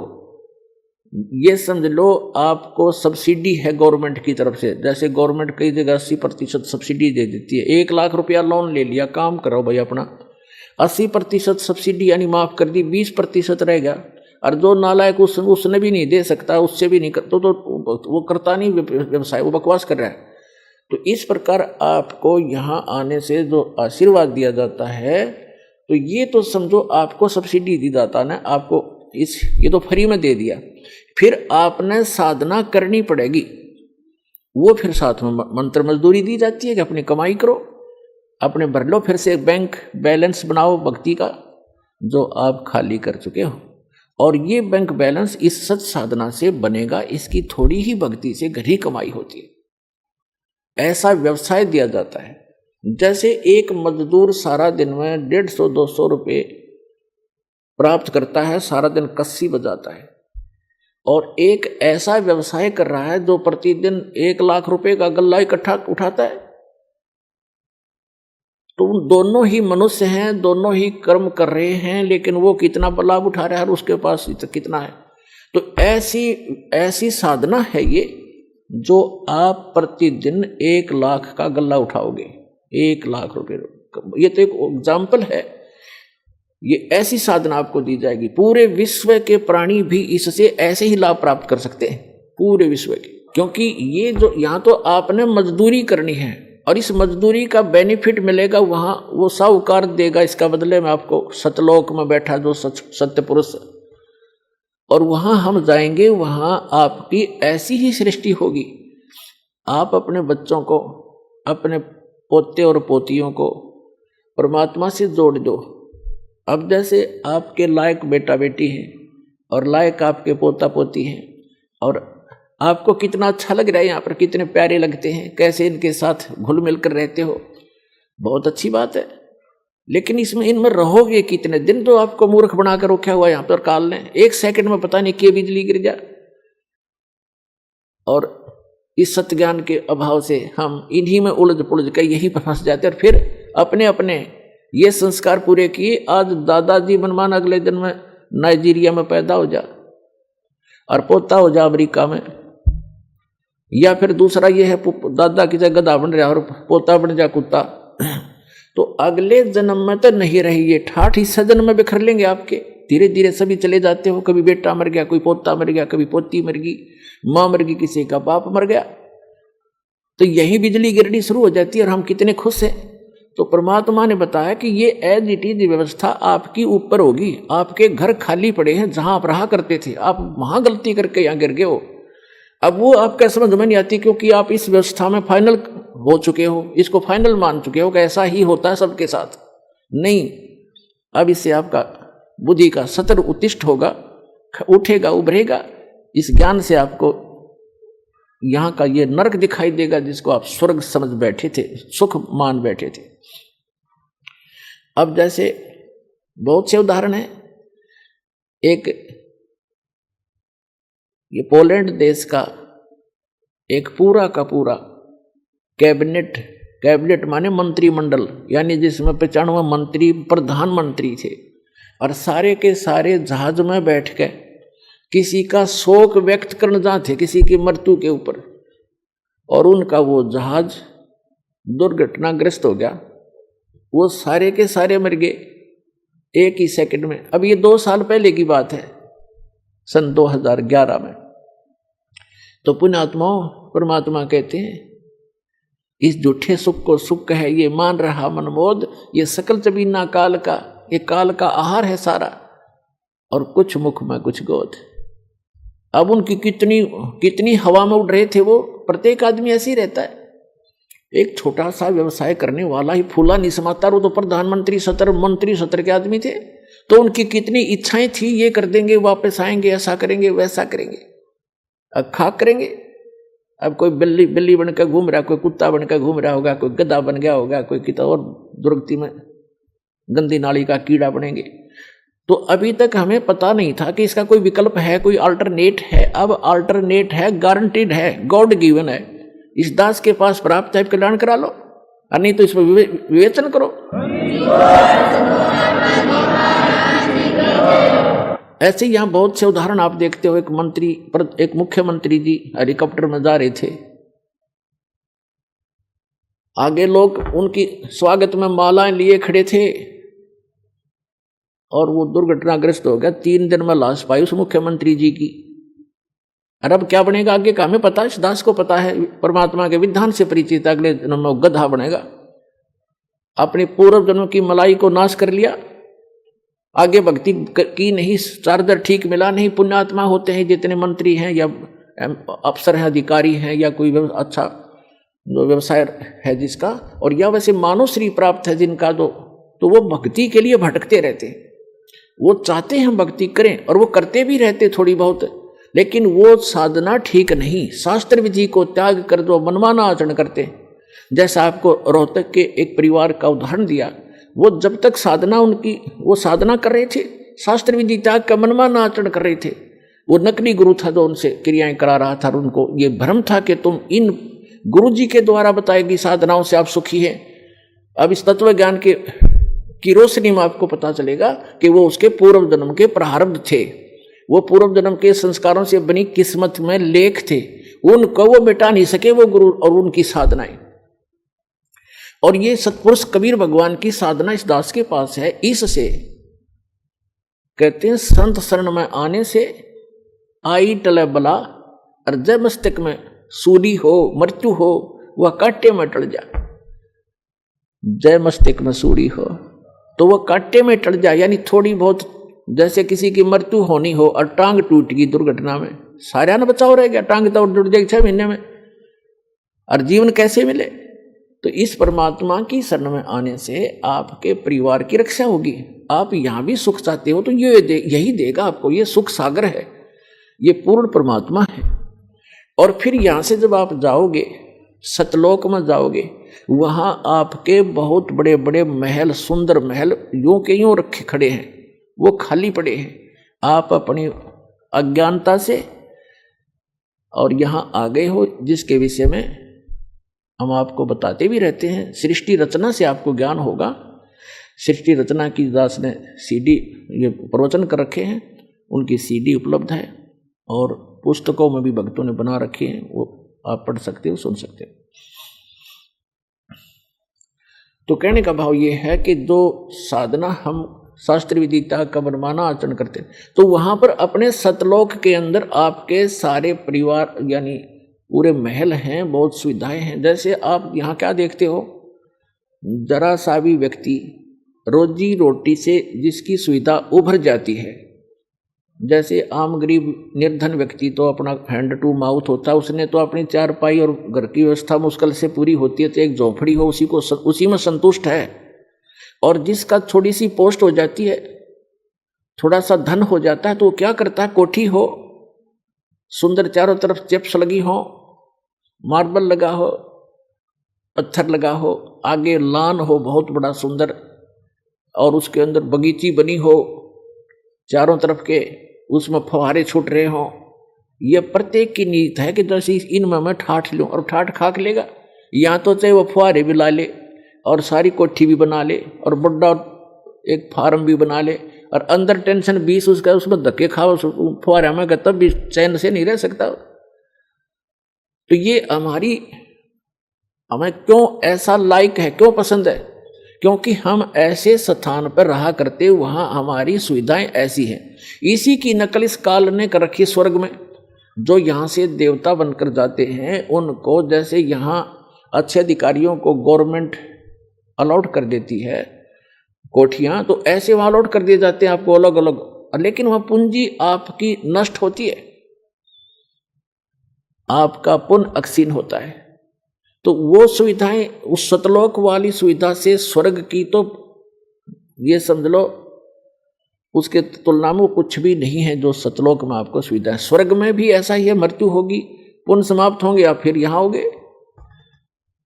स्वर्ग के देवता भी गधे की योनि से स्टार्ट होते हैं। बताओ, खा कहिए स्वर्ग का राज्य और क्या इस पृथ्वी का राज्य। तो सतलोक के अंदर आपको ये सभी सुविधाएं उपलब्ध हैं। जैसे अभी तक ये नकली पंथ कबीर साहब की वाणी चुरा के अरे एक पंथ चला बैठे, कितने जीवों का नाश कर दिया, राधा स्वामी पंथ, जय गुरुदेव पंथ, और ये सच्चा सौदा सिरसा और जगमाल वाली पंथ, एक ये जनौद के अंदर बना हुआ है ताराचंद पंथ, ये भी उसी कुएं का जल है राधा स्वामी वालों का। तो ये क्या बताते हैं ऊपर कि प्रकाश ही प्रकाश है, चेतन ही चेतन है। वहां पर आत्मा ऐसे लीन हो जाती है जैसे बूंद समंदर में, वहां और कुछ है ही नहीं। ऐसे कबीरपंथी बताते हैं भगवान निराकार है, आत्मा उसमें जाकर मिल जाती है। एक ये जम्मू वाला थोड़ा चतुर व्यक्ति है, चतुरता दिखाई इसने, फिर बताते हैं परमात्मा कहते हैं चोर चुरावे तुमड़ी गाड्डे पानी में, वो गाड्डे हुआ ऊपर आवे न, सच्चाई छे नहीं ना। यो रांजड़ी वाला जम्मू वाला जो मधु परमहंस है, इसने चतुरता दिखाई, कबीर साहब की वाणी में पढ़ लिया कि वहां परमात्मा हंस आत्मा के का शरीर 16 सूर्य जितना प्रकाश है, उसने प्रकाश नोट कर लिया। तो उसने एक अलग से सिद्धांत पेश कर दिया मन घड़ंत के पहले परमात्मा ने एक शब्द उच्चारा, उस तो सफेद प्रकाश हो गया, उस प्रकाश में फिर परम पुरुष मिल गया, फिर वो सतलोक बन गया, अमरलोक हो गया। खाक तेरा वही की वीर का चेतन प्रकाश हो गया फिर, और आत्मा उसमें ऐसे घूमती है जैसे बिंदु टाइप में, जैसे मछली पानी में घूमती है जल में, ऐसी स्थिति सतलोक की बता रहा है ये जम्मू वाला रांजड़ी वाला मधु परमहंस। तो इनको कख भी पता नहीं भक्ति मार्ग का, डबो दिया विश्व का विश्व। तो पुणात्मा सतलोक के अंदर ऐसी सृष्टि है, उसकी नकल कर रखी काल ने यहाँ पर, नकल डुप्लीकेट। आप देखो कोई भी व्यक्ति वृद्ध होना पसंद नहीं करता। अब एक लगभग 75 वर्ष की वृद्धा, और उसको मैंने कहा बुढ़िया चली तेरा सुन ली बात अर्जी तेरी, न बोली तेने बुढ़िया दिखूं मैं, और जाड़ ने दांत उसके, मैं कहा भाई बुढ़िया कद दिखेगी, फिर मेरे समझ में नहीं आई। मैं तुझसे ज्यादा नहीं बोला, पर अपने मन में मैंने सोचा देख वो हमें तो ज्ञान हो गया कि इस मन का स्वभाव है, क्योंकि ऐसे स्थान से आया है, ये बूढ़ा होना पसंद नहीं करता। ऐसे ही एक रिटायर्ड मास्टर जी था, वो कहने लगा जी ऐसे ऐसे अभी नाम लिया मैंने आज ही, और मेरे ऐसी ऐसी गड़बड़ सी रहती है। मैं बोला वर्द हो गई, इतनी थोड़ी बहुत ठूठ तो हो ही जाती है। मैं बोला अभी बूढ़ा कहाँ हुआ, 74 साल का ही तो हूँ। अच्छा भाई बूढ़ा कद होगा फिर तो ये स्थिति हमारे मन की है, और ये बिल्कुल ठीक है, क्योंकि और फिर मृत्यु क्यों होती है? जब हम कितने सुखी हैं यहाँ पर, सारा जीवन एक संपत्ति संतान को जोड़ने में, उनकी सुरक्षा में, उनके पालन पोषण में लगा देते हैं, और फिर ना संतान का भरोसा ना अपने आप का, एक सेकंड में के बिजली गिर जाए इस गंदे लोक में। तो ये इसका समाधान बताया भगवान। अभी तक विकल्प नहीं था हमारे पास, हम ज्यादा से ज्यादा स्वर्ग माना करते थे, स्वर्ग चले जाएंगे। स्वर्ग क्या नहीं पता था, स्वर्ग में गए हुए प्राणी भी वापस आते हैं। श्रीमद् भगवत गीता अध्याय नंबर 8 के श्लोक नंबर 16 में कहा कि अर्जुन, जो मेरी भक्ति करता ब्रह्म तक की, जैसे गीता अध्याय नंबर 8 के श्लोक नंबर 13 में ये गीता ज्ञानदाता कहता है, मेरा एक ओम अक्षर है मुझ ब्रह्म का, ओम इति एकाक्षरम ब्रह्म विवहारण माम अनुसमरण ये प्रयाति तजन देहम से याति परमाम गतिम। मुझ ब्रह्म का केवल एक ओम मंत्र है, नथिंग एल्स, इसके अतिरिक्त कोई मंत्र नहीं। ये और अटपट करते हैं, ओम नमः शिवाय, ओम भगवते वासुदेवाय नमः, एवं नमः, ये बकवास है सारी, ये मंत्र नहीं मोक्ष मार्ग, ये तो भांग है समझ लो, गेहूं के बीज के स्थान पर। तो ये कहता है मेरा एक ओम मंत्र है, और इसका जाप करते हुए अंतिम श्वास तक जाप करता हुआ जो शरीर छोड़कर जाता है वो ब्रह्म मुझसे मिलने वाली, ओम से मिलने वाली परम गति को प्राप्त होता है। ओम से मिलने वाली परम गति कौन सी है? ब्रह्मलोक, क्योंकि ब्रह्म का मंत्र है ओम। गीता अध्याय नंबर 8 के श्लोक नंबर 16 में कहा है कि ब्रह्मलोक पर्यंत, ब्रह्मलोक में गए हुए प्राणी भी वापस पुनरावृत्ति में है, उनका फिर जन्म मृत्यु होता है। गीता ज्ञानदाता चौथे अध्याय के 5 और 9 श्लोक में, गीता अध्याय नंबर 2 के श्लोक 12 में, गीता अध्याय नंबर 10 के श्लोक नंबर 2 में गीता ज्ञानदाता कहता है कि अर्जुन, तेरे और मेरे बहुत जन्म हो चुके हैं, तू नहीं जानता, मैं जानता हूं। इससे सिद्ध है कि ब्रह्म ओम नाम का जाप करने वाले ब्रह्मलोक में गए, ब्रह्मलोक में के बाद भी जन्म मृत्यु में आए।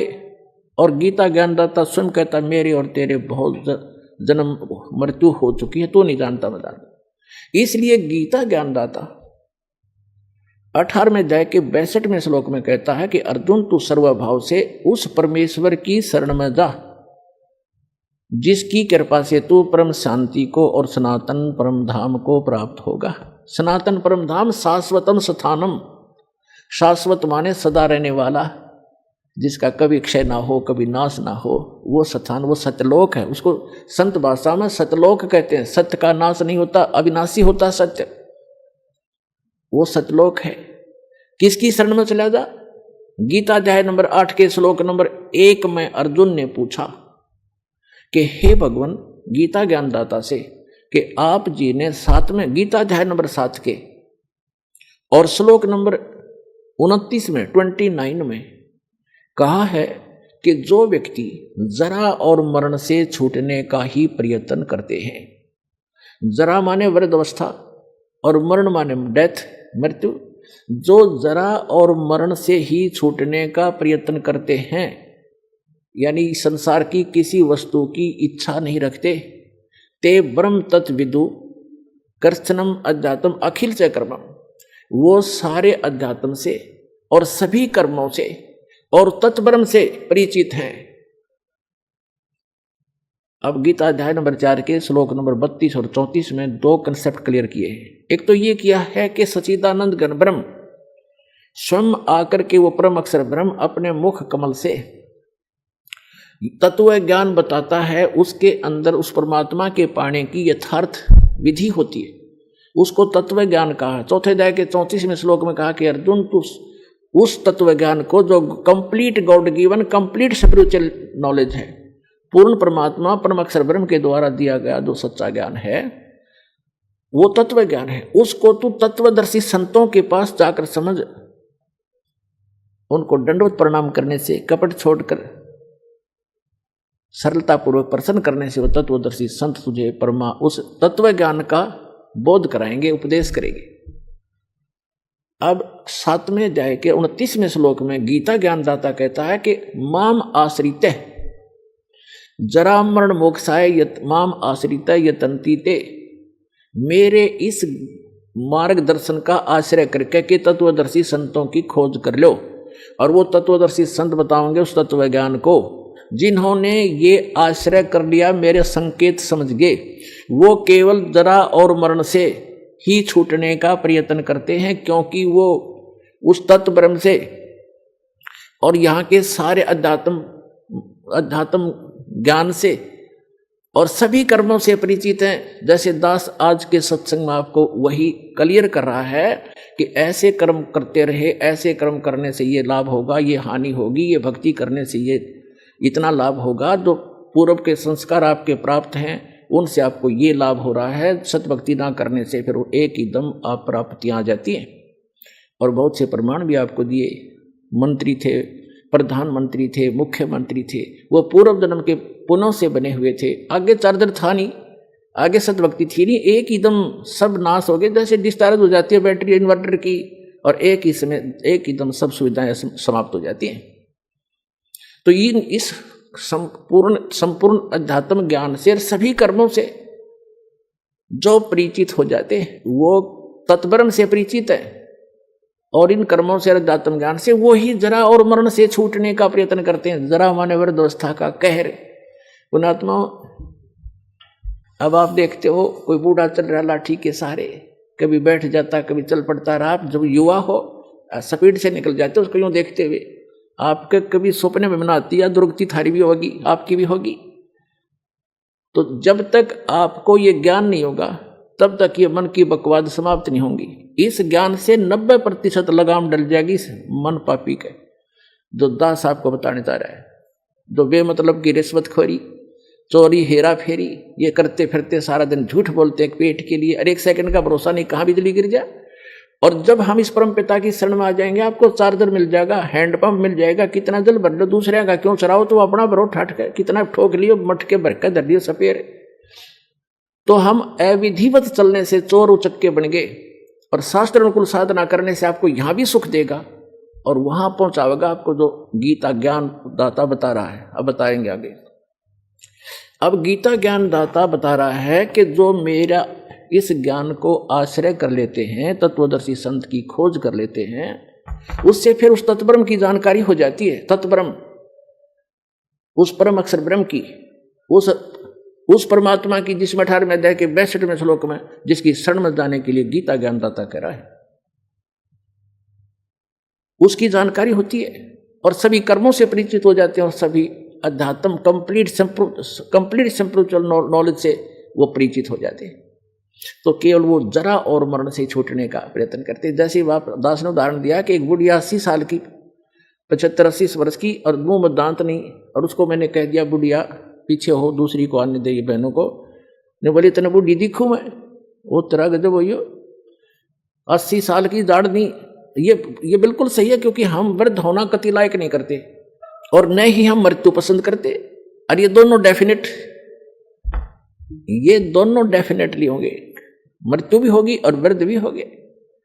तो पुण्यात्मा, 8वें अध्याय के प्रथम मंत्र में अर्जुन ने पूछा कि हे गीता ज्ञान दाता से कि हे पुरुषोत्तम, क्योंकि उसको पुरुषोत्तम मान रहा था, वो श्री कृष्ण मान रहा था कि श्री कृष्ण ये ज्ञान दे रहा है, लेकिन श्री कृष्ण के अंदर यूं काल बोल रहा था गीता ज्ञान दाता। उसने पूछा कि किम तत्ब्रह्म, किम अध्यात्म, किम कर्म पुरुषोत्तम। तो उसने पूछा कि वो तत्ब्रह्म क्या है जिसको जानकर, और क्या वो अध्यात्म ज्ञान है, उसके विषय में गीता ज्ञानदाता 8वें अध्याय के 3रे मंत्र में कहता है, श्लोक में, कि वो परम अक्षर ब्रह्म है। वो परम अक्षर ब्रह्म है, गीता ज्ञानदाता से अन्य है वो भगवान, जो सर्व सुखदायी है, सर्व पाप नाशक है, और जो शाश्वत स्थान प्रदान कराने वाला है। इसलिए 18वें अध्याय के 62वें श्लोक में कहा कि अर्जुन तू सर्वभाव से उस परमेश्वर की शरण में जा, उसकी कृपा से ही तू परम शांति को और सनातन परम धाम को प्राप्त होगा। अब गीता ज्ञानदाता ने तो 8वें अध्याय के 13वें श्लोक में अपनी साधना बता दी कि मेरा एक मुझ ब्रह्म का केवल एक ओम अक्षर है। ओम इति एकाक्षरम ब्रह्म व्यवहारण माम अनुसमरण ये प्रियाति तजन देहम स याति परमाम गतिम। अब उसने स्पष्ट कर दिया कि मेरा तो एक ओम मंत्र है मुझ ब्रह्म का, और ओम से क्या मिलता है ब्रह्मलोक। 8वें अध्याय के 16वें श्लोक में बता दिया कि ब्रह्मलोक पर्यंत, ब्रह्मलोक में गए हुए प्राणी भी पुनर्जन्म के अंदर हैं। वो शाश्वत स्थान नहीं हुआ जहां जाने के बाद वापस नहीं आना पड़ता। 15वें अध्याय के 1 से लेकर 4 श्लोक में श्रीमद् भगवत गीता में कहा है कि अर्जुन ये उल्टा लटका हुआ संसार रूपी वृक्ष है, जिसकी ऊपर को जड़ जो मूल है वो तो परम अक्षर ब्रह्म समझो, वो तो पूर्ण परमात्मा है, और नीचे को तीनों गुण रूपी शाखा है, रजगुण ब्रह्मा, सदगुण विष्णु, तमगुण शिव जी। और जो संत इस उल्टे लटके हुए संसार रूपी वृक्ष के सर्व भाग बता देगा, सब विभाग बता देगा, पार्ट्स ऑफ द ट्री, स वेदवित, वो वेद के तात्पर्य को जानने वाला है, अर्थात वो तत्वदर्शी संत है। चौथे अध्याय के 34वें श्लोक में कहा है कि उस तत्वदर्शी संत की शरण में जा, उनको दंडोत प्रणाम करने से, कपट छोड़कर प्रश्न करने से वो तत्वदर्शी संत तुझे उस तत्व ज्ञान का उपदेश करेंगे। उसकी पहचान बताइए 15वें अध्याय के प्रथम मंत्र में, जो उल्टे लटके हुए संसार रूपी वृक्ष के सभी छंद बता देगा, सब विभाग बता देगा, स वेदवित, वो तत्वदर्शी संत है। जब परमात्मा कबीर परमेश्वर जी आदरणीय परम पूज्य कबीर परमेश्वर जी आदरणीय स्वामी रामानंद जी को सचखंड लेकर गए थे, फिर उनको वापस छोड़ा था, तब कहा था दोहू ठौर है एक तू भया एक से दो, और रामानंद के हम कारणे तुम आए हो मगजो, तुम साहेब तुम संत हो, तुम सतगुरु तुम हंस, और गरीबदास तेरे रूप बिना और न दूजा अंश। तुम ही साहेब हो, परमात्मा हो, तुम ही सतगुरु हो, सच्चा ज्ञान मालिक आपके पास ही है, इस विश्व में किसी के पास सच्चा ज्ञान नहीं है, आप सतगुरु हो। तुम साहेब तुम संत हो, एक संत, संत माने सीधा, संत सोए दो सीधा चले, सब बकवादें छोड़ दे, यहाँ की सब बुराइयों से हट करके अपना जैसे मालिक दे उसमें विश्वास, उसी में गुजारा करे, संत सोए दो सीधा चले।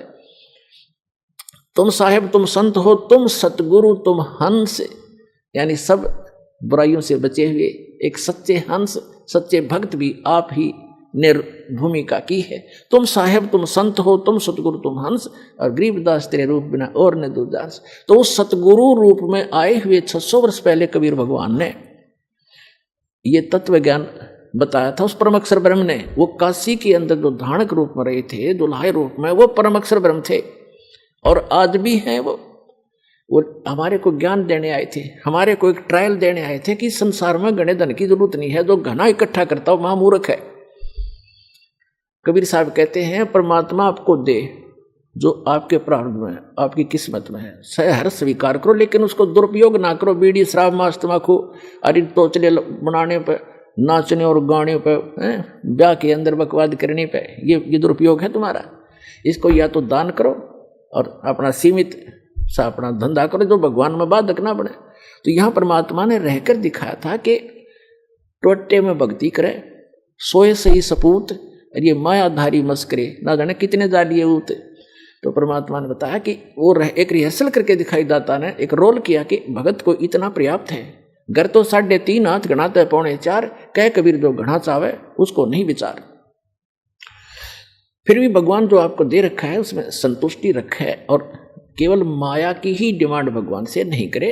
परमात्मा कोई बालक नहीं है। डॉक्टर के पास आप चले जाते हो, अब डॉक्टर को तो सारा पता है मरीज का, जब उसके दाखिल हो गया, वो एडमिट हो गया, अब मरीज अपना दर्द तो बता सके है, लेकिन डॉक्टर ने कौन सा इलाज पहले करना वो तो डॉक्टर जानता है। अब जैसे आपका एक्सीडेंट हो गया, डॉक्टर के पास चले गए, आपका रक्त बह रहा है, ब्लड निकल रहा है, ब्लीडिंग हो रही है, उधर से आपकी टांग में पीड़ा हो रही है, तो वो डॉक्टर आप बेशक चिल्ला रहे होगे, लेकिन पहले ब्लड को रोकेगा कि ब्लड बह गया तो ये मर जाएगा, या टांग की चीज तो फिर बंद कर दूंगा, तो पहले वो ब्लड बंद करेगा ताकि आपका जीवन नाश ना हो, वो दर्द फिर हो जाए खत्म। तो इसी प्रकार आप जी यहाँ आते हो, एक परमात्मा के हॉस्पिटल में आ गए, वो आपके सारे दुख दूर होंगे। अब आपने टारगेट बना रखा है मेरा ये काम हो, बस ये हो, और भगवान ने ये पता कि इसकी जान जाने वाली है, 10 दिन के बाद इसका जीवन नहीं है, तो आपकी एज एक्सटेंड करेगा, उम्र एक्सटेंड करने के लिए जो आपको एड दे रहा है वो काम आपका भले ही ना हो रहा है, लेकिन आपको जीवन दान दे करके वो 100 सुख देगा फिर आगे चल के। और डॉक्टर मरीज ये कहे मेरे टांग में पीड़ा, तू कैसा डॉक्टर है, मुझे दर्द नहीं ठीक हो रहा, लेकिन डॉक्टर को पता है कि इसका ब्लड रोकना जरूरी है, तो डॉक्टर वही काम करेगा जो आपके हित में होगा, आपकी नहीं मानेगा। पहले वो उसको मालूम है कि आप चिल्ला रहे हैं, उसको मालूम है कि इसमें ऐसी पीड़ा होगी, लेकिन ये घातक नहीं है। तो छोटे मोटे जो कष्ट आपको यहाँ आने पर भी हो रहे हैं, किस जैसे कई तो ऐसे हाथी ठीक हो जाते, कुछ को अभी वो राहत नहीं मिल रही है जो वो डिमांड लेकर आते हैं। उसका कारण क्या है कि आपका जीवन नाश होने वाला होगा निकट भविष्य में, और परमात्मा आपको एक्सटेंड करेंगे, पहले वो ठीक करेंगे आपका, फिर आप पे सारा सुख होता चला जाएगा, जीवन भी मिलेगा, भक्ति भी होगी, सारा सुख भी यहाँ का जो चाहिए वो भी देगा। तो प्रसंग चल रहा है कि हम गीता अध्याय नंबर 15 के श्लोक नंबर 1 से 4 में ये स्पष्ट किया है कि उल्टे लटके हुए संसार रूपी वृक्ष को जो जानता है स वेदवित, वो तत्वदर्शी संत है, वो वेद के तात्पर्य को जानने वाला यानी ज्ञान युक्त है, वो तत्व ज्ञान युक्त है। तो वो ज्ञान स्वयं भगवान ने बोला करके 600 वर्ष पहले, जिसको हम एक जुल्हा एक धान कहा करते थे। पुण्यात्माओं,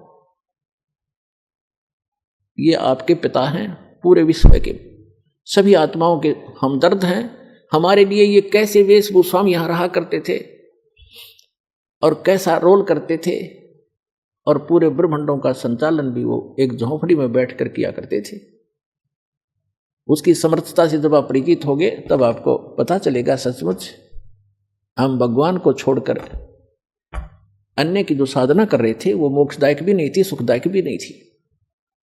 तो क्या बताया परमात्मा ने, अक्षर पुरुष एक पेड़ है जो पृथ्वी से बाहर दिखाई देता, उसको पूरे सभी विभाग सहित उसको पेड़ बोलते हैं, ट्री बोलते हैं, वृक्ष कहते हैं, दरखत कहते हैं, रूख कहते हैं। और उसकी जो नीचे का जो हिस्सा है जड़, वो प्रोक्ष है, वो गुप्त है। तो इसको उल्टा कर लीजिए, ऊपर को जो जड़ है वो संसार रूपी वृक्ष की, तो वो जड़ तो समझो पूर्ण परमात्मा है, और उस पूर्ण परमात्मा ने आके बताया है कि अक्षर पुरुष एक पेड़ है, और सरपुरुष वा की डार, ज्योति निरंजन जिसको कहते हैं सरपुरुष, और तीनों देवा शाखा है ये पात रूप संसार। ये देखिएगा एक संसार रूपी वृक्ष का चित्र दिखाते हैं। ये पृथ्वी से बाहर जो दिखता है, समझो ये जो इतना है, ये देखिएगा ये स्थिति है वृक्ष की, पेड़ की। परमात्मा ने खुद बताया कि अक्षर पुरुष एक पेड़ है, ये सारा एक पेड़ है, और इसका तना जो है ये अक्षर पुरुष है, और सरपुरुष या की डार, और तीनों देवा शाखा हैं ये पात रूप संसार। आप जी यहां पर हैं नीचे, और ये अक्षर पुरुष है, ये तना है। ये अक्षर पुरुष तो समझो एक तना है ये इस पेड़ का, और इससे एक मोटी डार निकली है, वो सरपुरुष है, ये सरपुरुष है जिसको ब्रह्म कहते हैं, ब्रह्म। और ये तीनों देवा, इसके 3 पुत्र हैं, इसकी 3 शाखाएं हैं, रजगुण ब्रह्मा जी, सतगुण विष्णु जी, तमगुण शिव जी, और पात रूप संसार। अब ये तो उस परम पिता ने आके बता दिया कि अक्षर पुरुष एक पेड़ है, और निरंजन वा की डार, ये सरपुरुष वा की डार, और तीनों देवा शाखा है ये पात रूप संसार। तो ये जड़ कौन है ये बताने के लिए दास को भेजा है कि ये जड़ जो है ये परम अक्षर ब्रह्म है इस संसार रूपी वृक्ष की। और वो परम अक्षर ब्रह्म कौन है? अनंत कोट ब्रह्मांड का एक रति नहीं भारे, ये सतगुरु पुरुष कबीरे हैं कुल के सिरजनहारे। ये हो परम अक्षर ब्रह्म। अपने आत्मा उस परमात्मा ने स्वयं आकर बताया कि अक्षर पुरुष एक पेड़ है, सरपुरुष वा की डार, और तीनों देवा शाखा हैं ये पात रूप संसार। तो गीता अध्याय नंबर 15 के श्लोक नंबर 1 में कहा कि जो संत, जो व्यक्ति संसार रूपी वृक्ष के इन सभी पार्ट्स को बता देगा, छंद को बता देगा, स वेदवित, तो तत्वदर्शी संत। उसके पश्चात 15वें अध्याय के 4थे श्लोक में कहा, उसके पश्चात परमेश्वर के उस परम पद की खोज करनी चाहिए जब तत्वदर्शी संत मिल जाए। उस तत्व ज्ञान से गीता अध्याय नंबर 15 के श्लोक नंबर 1 से 4 का निष्कर्ष दास बताने जा रहा है। तीसरे में कहा है कि उस तत्व ज्ञान से इस अज्ञान रूपी गुत्थी को काट कर, समझ कर उसके पश्चात परमेश्वर के उस परम पद की खोज करनी चाहिए, जहां जाने के बाद साधक फिर लौटकर कभी संसार में नहीं आते। और गीता ज्ञानदाता कहता है कि जिस परमेश्वर से संसार रूपी वृक्ष की ये प्रवृत्ति विस्तार को प्राप्त हुई है, यानी जिसने सब ब्रह्मांडों की रचना की है, केवल उसकी भक्ति करना और की नहीं। अपनी भी भक्ति को मना करता है, तुझे मोक्ष चाहिए, वहां जाना चाहता है, जहां जाने के बाद लौटकर साधक फिर संसार में कभी नहीं आते, उसके विषय में कहता है फिर तो उसी की भक्ति करनी है और को इष्ट रूप में नहीं मानना। ये देखिएगा श्रीमद् भगवत गीता दिखाते हैं आपको, ये देखिएगा श्रीमद् भगवत गीता और जयदयाल गोविंद का द्वारा इसका अनुवाद है। इसके 15वें अध्याय पर चलते हैं। यह है अथ पंचदशो अध्याय, 15वां अध्याय। इसमें कहा है श्री भगवान वाच ऊर्ध्व मूलम अधः शाखम अश्वत्थम प्राहु अवम छंदासी यस्य प्रणानी ये तम वेद स वेदवित। इन्होंने अनुवाद ठीक नहीं करना आया, ये तो ठीक लिखा है ना, आदि पुरुष परमेश्वर तो समझो ऊपर को जड़ है, वो तो पूर्ण परमात्मा है। ऊर्ध्व मूलम ऊपर को शाखा लिखना था, वो आदि पुरुष परमेश्वर है। और अधः शाखम नीचे को शाखा वाला, ये गलत लिखा है, पर मां रूप मुख्य शाखा वाले नहीं। ये देखो दूसरे मंत्र में गीता अध्याय नंबर 15 के श्लोक नंबर 2 में अधः और अधः 2 बार आए हैं। इन्होंने इसका अनुवाद यहाँ किया है, अधः माने नीचे, अधः माने नीचे, बिल्कुल ठीक है, अधः माने नीचे, अधः माने नीचे। तो यहाँ ऊर्ध्व माने ऊपर, ऊर्ध्व माने ऊपर। यहाँ देखो हम ही से देख लेंगे प्रथम अध्याय में 15वें अध्याय के प्रथम मंत्र में ऊर्ध्व मूलम ऊपर को जड़ वाला, मूल जड़, और अधः शाखम नीचे को शाखा वाला। एक आम बालक भी समझ जाए इस ज्ञान से। और संसार रूपी पीपल के वृक्ष को अविनाशी कहते हैं। छंद, छंद वेद नहीं होते, छंद माने इसके विभाग जिसके पत्ते आदि कहे गए हैं। और तम वेद, तम यह वेद जिसको उस संसार रूपी वृक्ष को जो अंधकार रूप में छुपा हुआ है, ज्ञान रूप में जिसको समझ नहीं सके, उस संसार रूप वृक्ष को जो पुरुष मूल सहित यानी जड़ से लेकर और पत्तों तक तत्व से जानता है, स वेदवित, स वेदवित, वह वेद के तात्पर्य को जानने वाला है, अर्थात वह तत्वदर्शी संत है। अब यहां देखो 15वें अध्याय का हमने इसमें सारा बता रखा है। तीसरे में क्या कहा है कि अब हम इसको सारे सुना देते हैं आपको। ये दूसरे में क्या कहा है कि उस संसार वर्ष की तीनों गुण रूप, तीनों गुण माने रजगुण ब्रह्मा, सतगुण विष्णु, तमगुण शिव जी, रूप जल से बढ़ाई हुई नहीं, ये शाखाएं हैं, शाखा हैं। विषय प्रवाला शाखा हैं, विषय विकारों वाली ये शाखा हैं। रजगुण ब्रह्मा, सतगुण विष्णु, तमगुण शिव जी, अधः नीचे और ऊपर फैली हुई है। ये नीचे माने जैसे गीता का ज्ञान पृथ्वी पर बोला जा रहा था, ऊपर स्वर्ग नीचे पाताल, ऊपर और नीचे फैली हुई है। क्योंकि श्री ब्रह्मा, श्री विष्णु, श्री शिव जी एक एक गुण युक्त हैं, एक एक विभाग के मंत्री हैं। इनका प्रभाव इन तीनों ही लोकों पर है, पृथ्वी लोक पर, पाताल लोक और स्वर्ग लोक पर। इससे अन्य जो स्थान हैं, जो ब्रह्म लोक है वो अलग स्थान है, वहां पर ये काल भी तीन ही रूप धारण करके रखता है, उसमें भी तीनों ही गुण अपने विद्यमान रखता है। वो ऊपर के लोकों के लोग उससे प्रभावित होते हैं, इनका केवल यहीं तक सीमा है। अब देखो ऊपर और नीचे फैली हुई, और मनुष्य लोक में, इस संसार में कर्मों के अनुसार बांधने वाली ये भी मुख्य मूलानी, मुख्य कारण है, नीचे और ऊपर फैली हुई है, नीचे और ऊपर। अब तीसरे में कहा है कि इस संसार वर्ष का स्वरूप जैसा कहा है वैसा यहाँ विचार काल में गीता ज्ञानदाता कहता कि जैसा इसके बारे में सुना है उसको पूर्ण रूप से मैं तेरे को नहीं बता पाऊंगा इस गीता जी के डिस्कशन में। वैसा इस संसार वर्ष का स्वरूप जैसा कहा है वैसा यहाँ विचार काल में नहीं पाया जाता, नहीं पाया जाता। क्योंकि गीता ज्ञानदाता कहता है कि क्योंकि न तो इसका आदि है और न अंत, तथा न इसकी अच्छी प्रकार से स्थिति है, यानी वो परिचित नहीं है उससे। इसलिए इस अहमता, इस सुविरुद्ध मूलम, इस दृढ़, अब जैसे संसार रूपी वृक्ष का ऊपर को जड़ जो स्थान है वो सतलोक, अलखलोक, अगमलोक, अकैलोक, ऊपर क्या जो पोर्शन है सारे तीन चारों लोक वो अविनाशी स्थान है। इसलिए सुदृढ़ मूल का है, वो मूल जो है वो अविनाशी है, वो शाश्वत है। तो उस संसार रूपी वृक्ष के उस दृढ़ रूपी मूल वाले, यानी जो कभी नाश में नहीं आता, वो जड़ रूपी स्थान, वो भगवान समझो, स्थान और भगवान, यानी वहां का लोक भी अविनाशी, वहां का भगवान भी अविनाशी, वहां के गए हुए प्राणी भी अविनाशी। ये देखो, सुविरुद्ध मूलम, उस अहमता ममता नहीं, उस अति दृढ़ मूल वाले, यानी उस अविनाशी मूल स्थान, जड़ रूपी स्थान वाले संसार रूपी पीपल के वृक्ष को दृढ़ असंग शस्त्रेण छित्वा, इन्होंने यहां गलत कर दिया, वैराग रूप शस्त्र द्वारा नहीं, उस तत्व ज्ञान रूपी शस्त्र द्वारा काटकर, उसको समझकर, उसके बाद चौथे श्लोक में कहा है, 15वें अध्याय के चौथे श्लोक में कहा है, ये 15वां अध्याय चल रहा है, 15वां अध्याय, यहां हमारे चौथा श्लोक पढ़ रहे हैं। उसके पश्चात उस परम पद रूप परमेश्वर को भली भांति खोजना चाहिए, जिसमें गए हुए पुरुष यानी साधक फिर लौटकर संसार में नहीं आते, उनका जन्म मरण फिर नहीं होता, और जिस परमेश्वर से